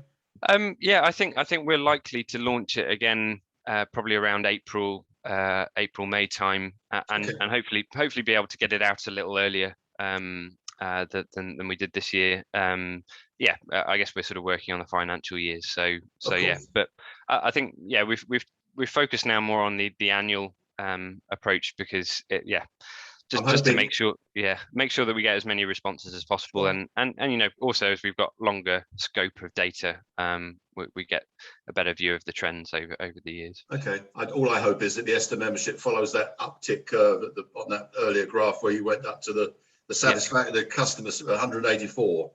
I thought that might be the ESTA membership in a year's time, but that might be wishful thinking. Yeah, Nick, thanks for your time anyway. That's marvelous, and thank you very much for that insight. Right. Okay. Which can you? I'll stop my share. I was going to say, if you drop your share, and I'll allocate it straight over to Miguel. Miguel, good morning. Or good afternoon. Hello. Good morning, everybody. It's not good morning, is it? It's good afternoon. Sorry. It's good afternoon already. Yes. Lost track of time. Let me make you. Oh, hold on. Nick, I think you're still host. What do I have to do to end? If you just click on, in fact, if you click on the participants and Right. just go to Miguel's name, and you can make him host, I think. If you go to more. More. Yeah, more, and then you'll make make host. Thank you, Nick. Very No good problems. presentation. Did that work? It seems, yeah, it seems so. Okay, over to you, Miguel. Do you want to host? So, Miguel, just as a bit of introduction, and obviously I mentioned earlier that you're the vice chair of the Energy Service Contracting Group, and you and I have been having multiple discussions about approach to building sort of a regular payment methodology and funding SME communities and activities together, which is of interest to me and is in the manifesto as well. So this seemed to be a good way to wrap up today's event. And thank you very much for taking the time and trouble. And you've been in Glasgow as well, I understand. Yes, and that is where I started. So someone from ESTA is in Glasgow. Well, what a shame we weren't all there to join you. Yeah, so anyway, and that's why I made this welcome. This is a very beautiful welcome stage that they have there. So, and are you seeing the screen, right? Yeah, we can see the screen. Over to you, okay. Miguel. I'm happy Great. to Thank you. Out. Great. Yeah. So welcome you all. Yes. Well, because I was in way flying from far away. I've scheduled my flights before, so I had already scheduled the flights to Glasgow for the event, but I had other events anyway. So I've been in other events during this last week, and I was following this last moment. So it was not a problem to stay here, and it's really interesting to be around these major decisions that will come around. And so yeah, it's very important that we as ESTA have made our point also in this moment in time. This is a really important moment, and so I will discuss how I think these things are moving. In fact, I was during these COP26 weeks, I've been posting with the Self Energy some what I call it the impossibilities, the kind of things that right now we think it's very, if everything goes as it is, it will be impossible. But even right now, the president of COP was saying that we have to keep our spirits up, that we can do it. And so, and that is a little bit what I'm trying to bring is what is being done so far for some of these things that we are talking about, and other ones can be accomplished. And so that is what I have, following some of the trends and the very good presentation that Troy has done also around how energy efficiency has been untapped. And one thing that I'm looking at is how, in fact, you can include energy efficiency, which like Troy really said, that it's invisible. But how can we bring it without having even to say it, and without having to really mention it as a specific opportunity. In fact, what's in everyone's mind, and that's what was in a Nick presentation as well, is reducing energy costs. And of course, if part of the reduction is coming from not just reducing the cost, but reducing the consumption, that's good enough for the clients, for the people. They will at the end, what they want is to reduce their bill and make sure that they are getting the best solution for what they need. And so that's how I see the financing energy efficiency. Is in a way, it's not just energy efficiency as it is, but is like bundled in a full solution that communities, either B2C or B2B, industrial parks, cities can really deliver. So that's why but starting by where are we? And that is this is from IRENA report. And this is just for us to understanding what's the challenge is. First is we are talking about right now, we're just covering 25% of our renewable share in electricity. But more than that, electricity in fact, is just 21% of the total carrier of all the energy. So towards 2050 net zero scenario, you will have to bring electricity for 21% to 51%. So almost more than doubling electricity is 2.5 times. But at the same time, you have to bring 25% of renewable coverage to 90% of renewable coverage of that electricity. So it's like all the scenarios are 3 times, 2 times, 4 times. So it's really difficult thing to do. But one of the most important things, and people sometimes don't look to this, it's up here, because right now we are talking about doing much more with less energy consumption. So we are reducing 378 to 348 joules in terms of total joules in terms of energy consumption, total final energy consumption. That's where energy efficiency energy comes out. And we are talking about doing this. So we're going to have, we're doing much more with much less energy in 2050. And so this is the kind of challenge that we are talking about. And we just can't do that if we combine all these technologies together. And of course, taking in consideration the energy efficiency. And in fact, if you look to all scenarios, and Troy has already told that, but if you go in a little bit more detail in all net zero scenarios, you're going to have energy efficiency there, either for buildings, either for transport, either for industry.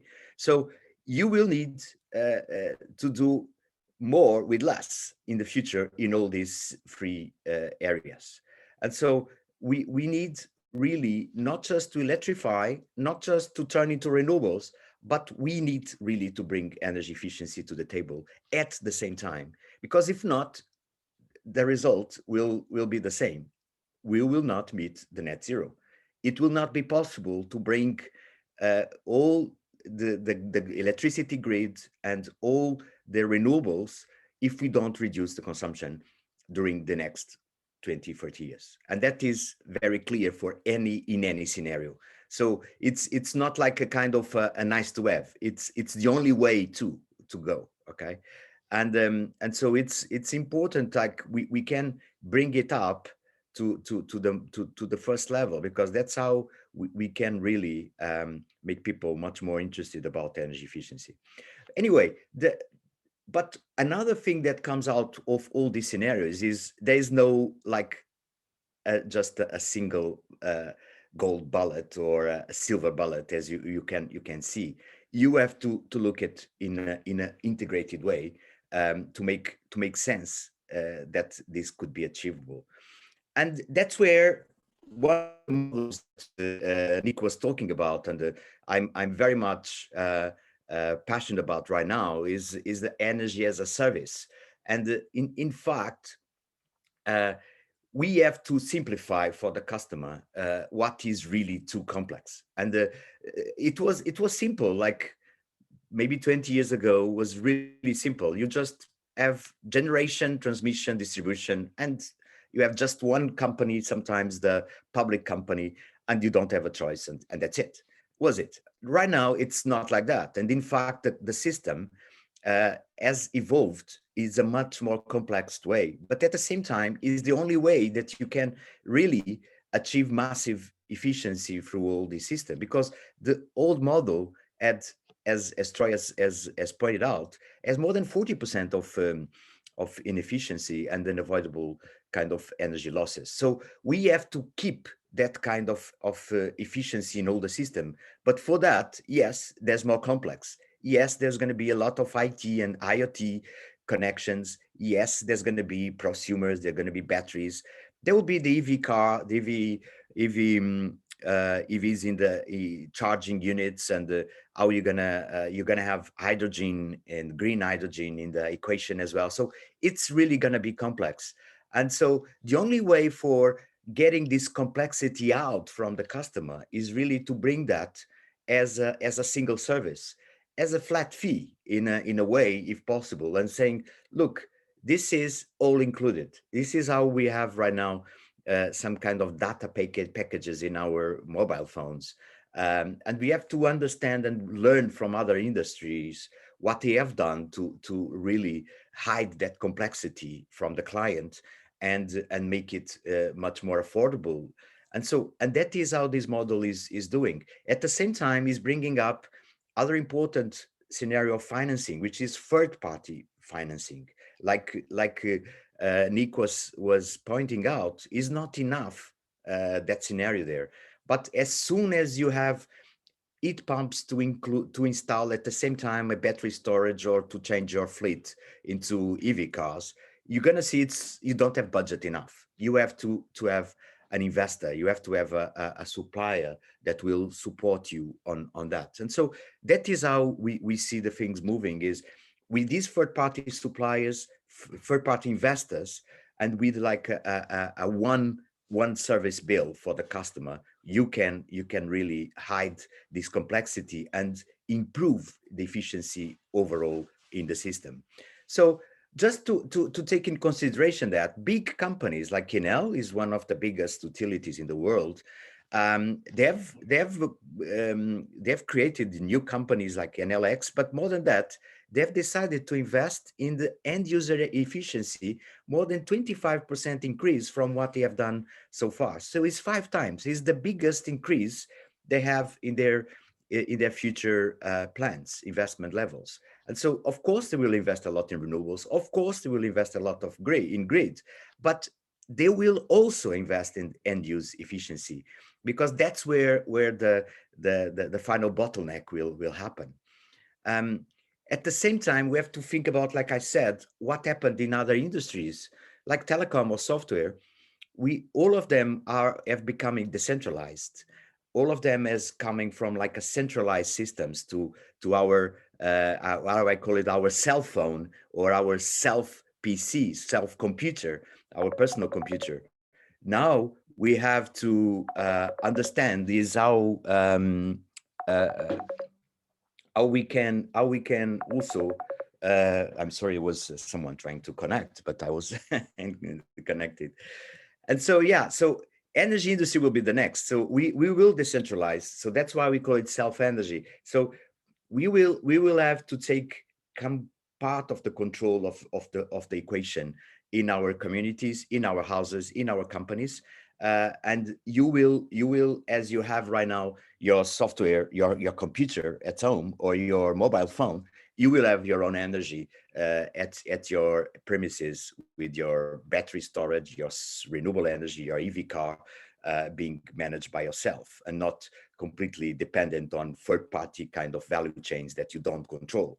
And we are really being heated already this winter by these outside kind of pressures for our own energy independence. And so this, for me, is like a final alert of that the model that we had so far is not sustainable. So we can't be dependent on the natural gas coming from Russia or the oil coming from Saudi Arabia or whatever it is. So we have to take control of what we do, and we have to take that control on our own companies in our own countries. So another thing is, right now the customer has plenty of intermediaries to get up onto the solutions. So as also Troy has said, is you had like and I like it very much that AnyScope, it's a very nice idea and a very, very good concept, because it brings you what you need to know yourself at your own premises. And with that, you can really be much more in control. And a lot of different partners that are now in the system and taking part of your own savings will be out of it. You can, right now, the customer really just controlling like 2-5% of their own changes in their bill. And what we think we can do is that we can bring the customer back into at least 20% control of their own customer bill. So you will be in control of when I will sell my energy to my neighbor, when I should charge my car, when I should sell my energy to the grid on a flexibility services. And so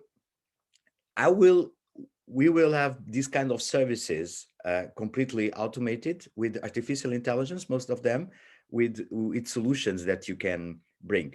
And with this model, we can come out with models that maybe that 10-year contracts durations that you needed for renewable energy payback can turn into like the 4 or 5 year that Nick was saying in this study, that what people is expecting.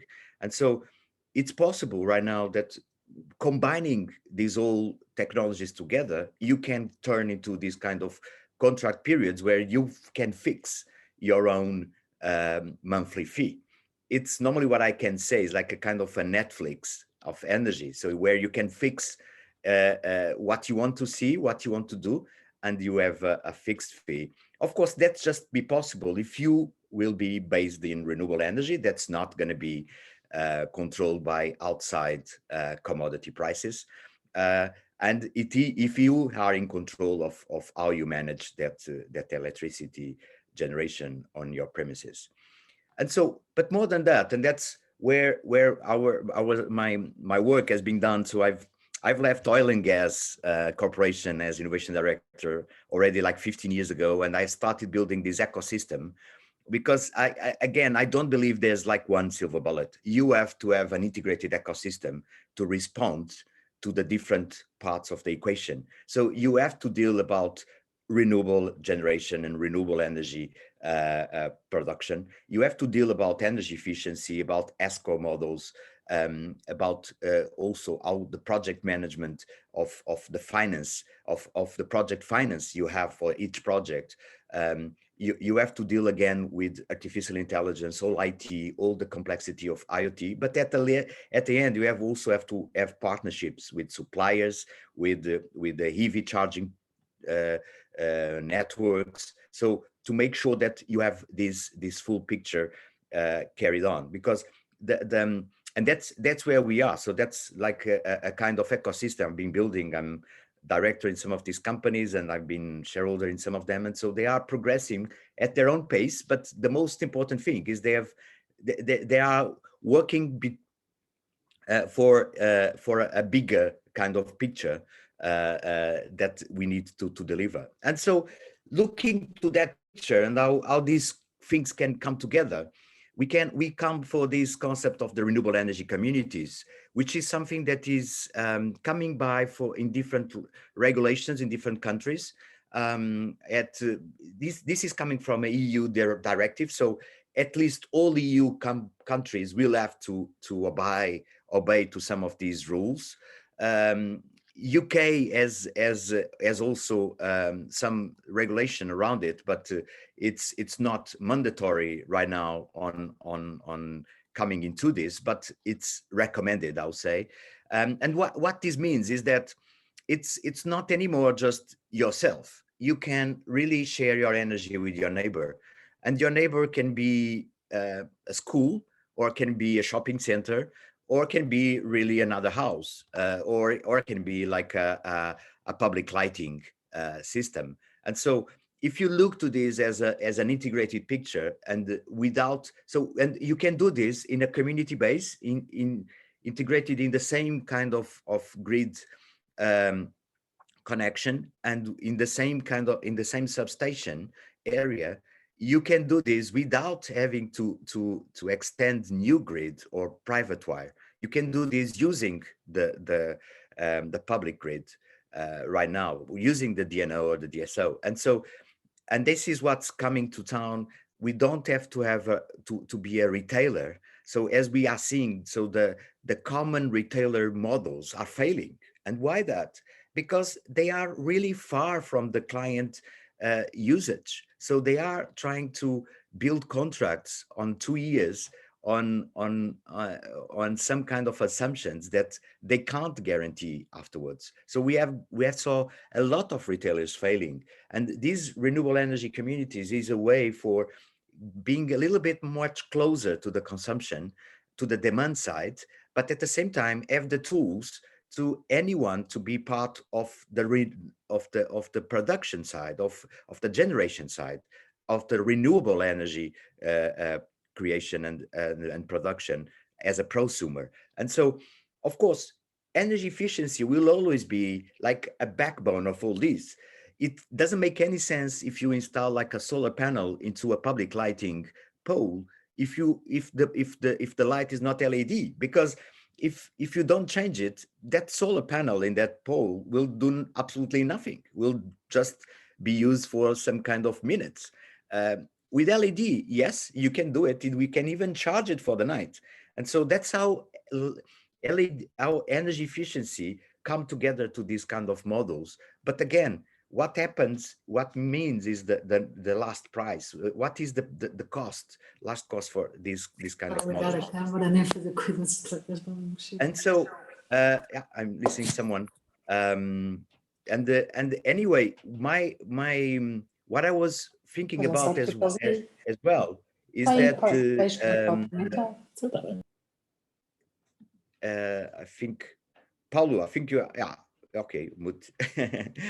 And so renewable energy communities, how this works. So in fact, you can connect to the grid, the public grid, and you will be like you are building like a virtual power plant with your neighbors.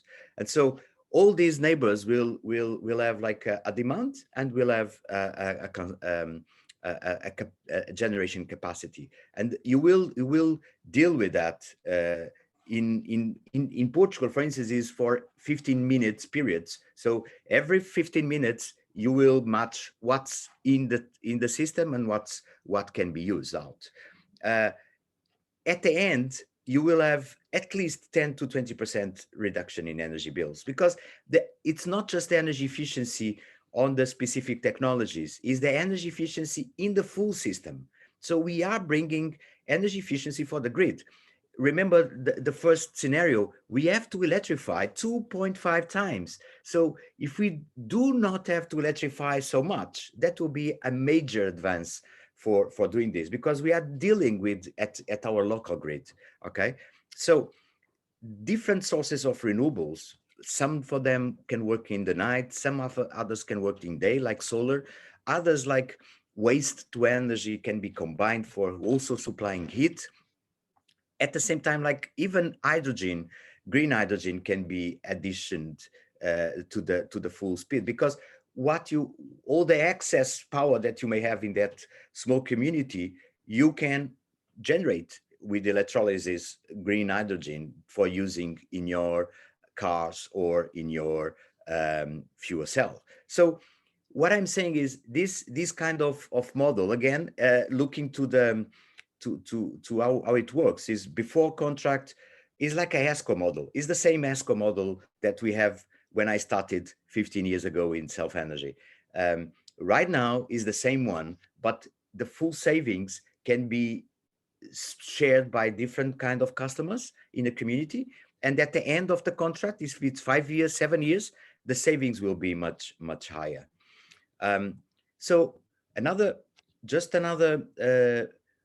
what we need to do this, we need to have platforms, of course, like these ones from Resilience Energy. It's a platform that's working already to combine these flexibility services to renewable energy communities. So all excess power can be sold to the grid in like 1 megawatt hour kind of slots, and you can and get things access to share to anyone else. So this demand regarding to big is already possible with this kind of solution. So it's very, very important that we can maximize all these solutions together. At the end, what we have is that we can like kind of a case study that we are developing, where you can combine the city with like an industrial park. The industrial park use their own industrial processes, but at the same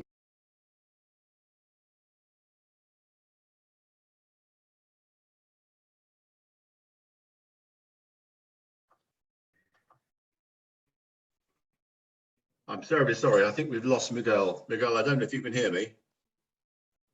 No, I think we've lost Miguel. I can hear you. Oh, you can hear me. We've lost your screen, Miguel. I don't know what happened there. It might be your connection. You had it sounded like you were losing a little bit of connection. Well, I was finishing, but anyway, I can share it again. Ah, you have this. Hold on, let me make you, hold on, I'll make you host. Hang on, I'll make you host. No worries on the final anyway.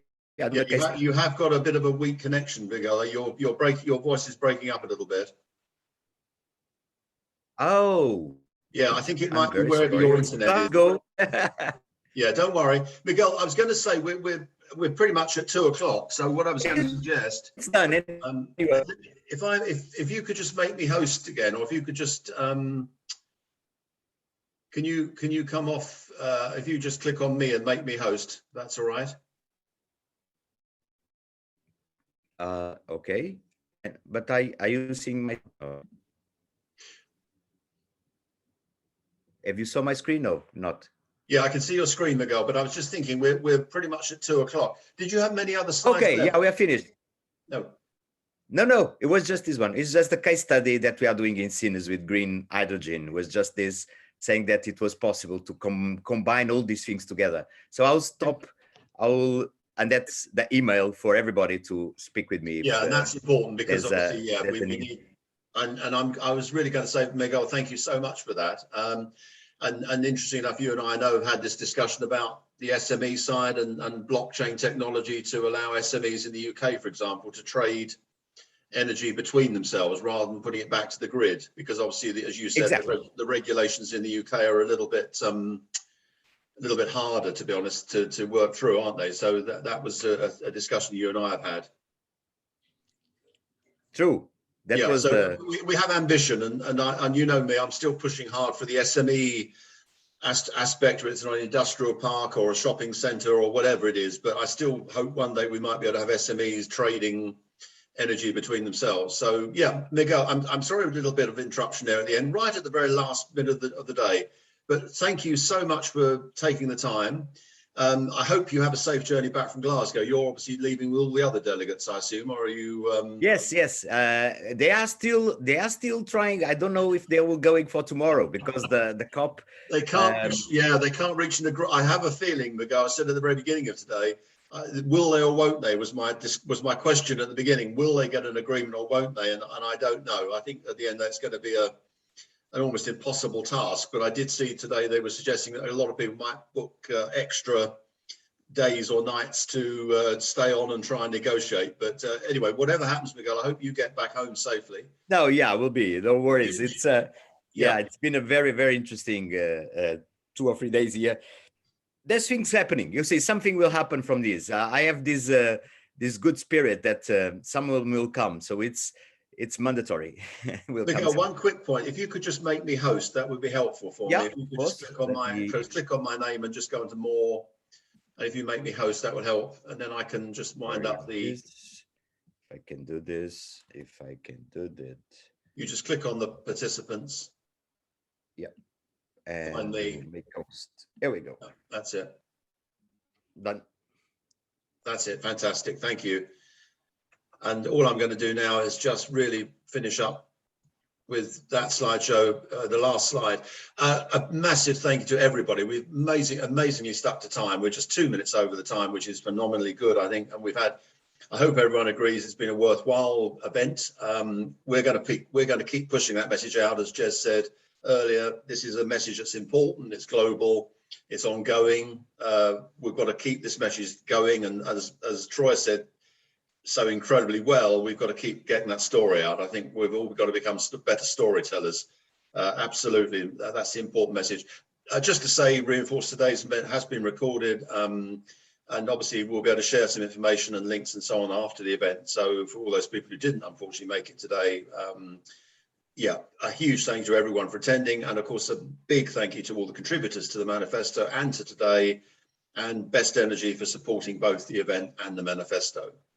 And on that basis, I will just say goodbye to everyone. Have a good weekend. And if you are traveling, as Miguel is, have a safe journey back, safe journey home. Cheers, everyone. Take care. Thanks all. Bye, everyone. Very much. weekend. Bye.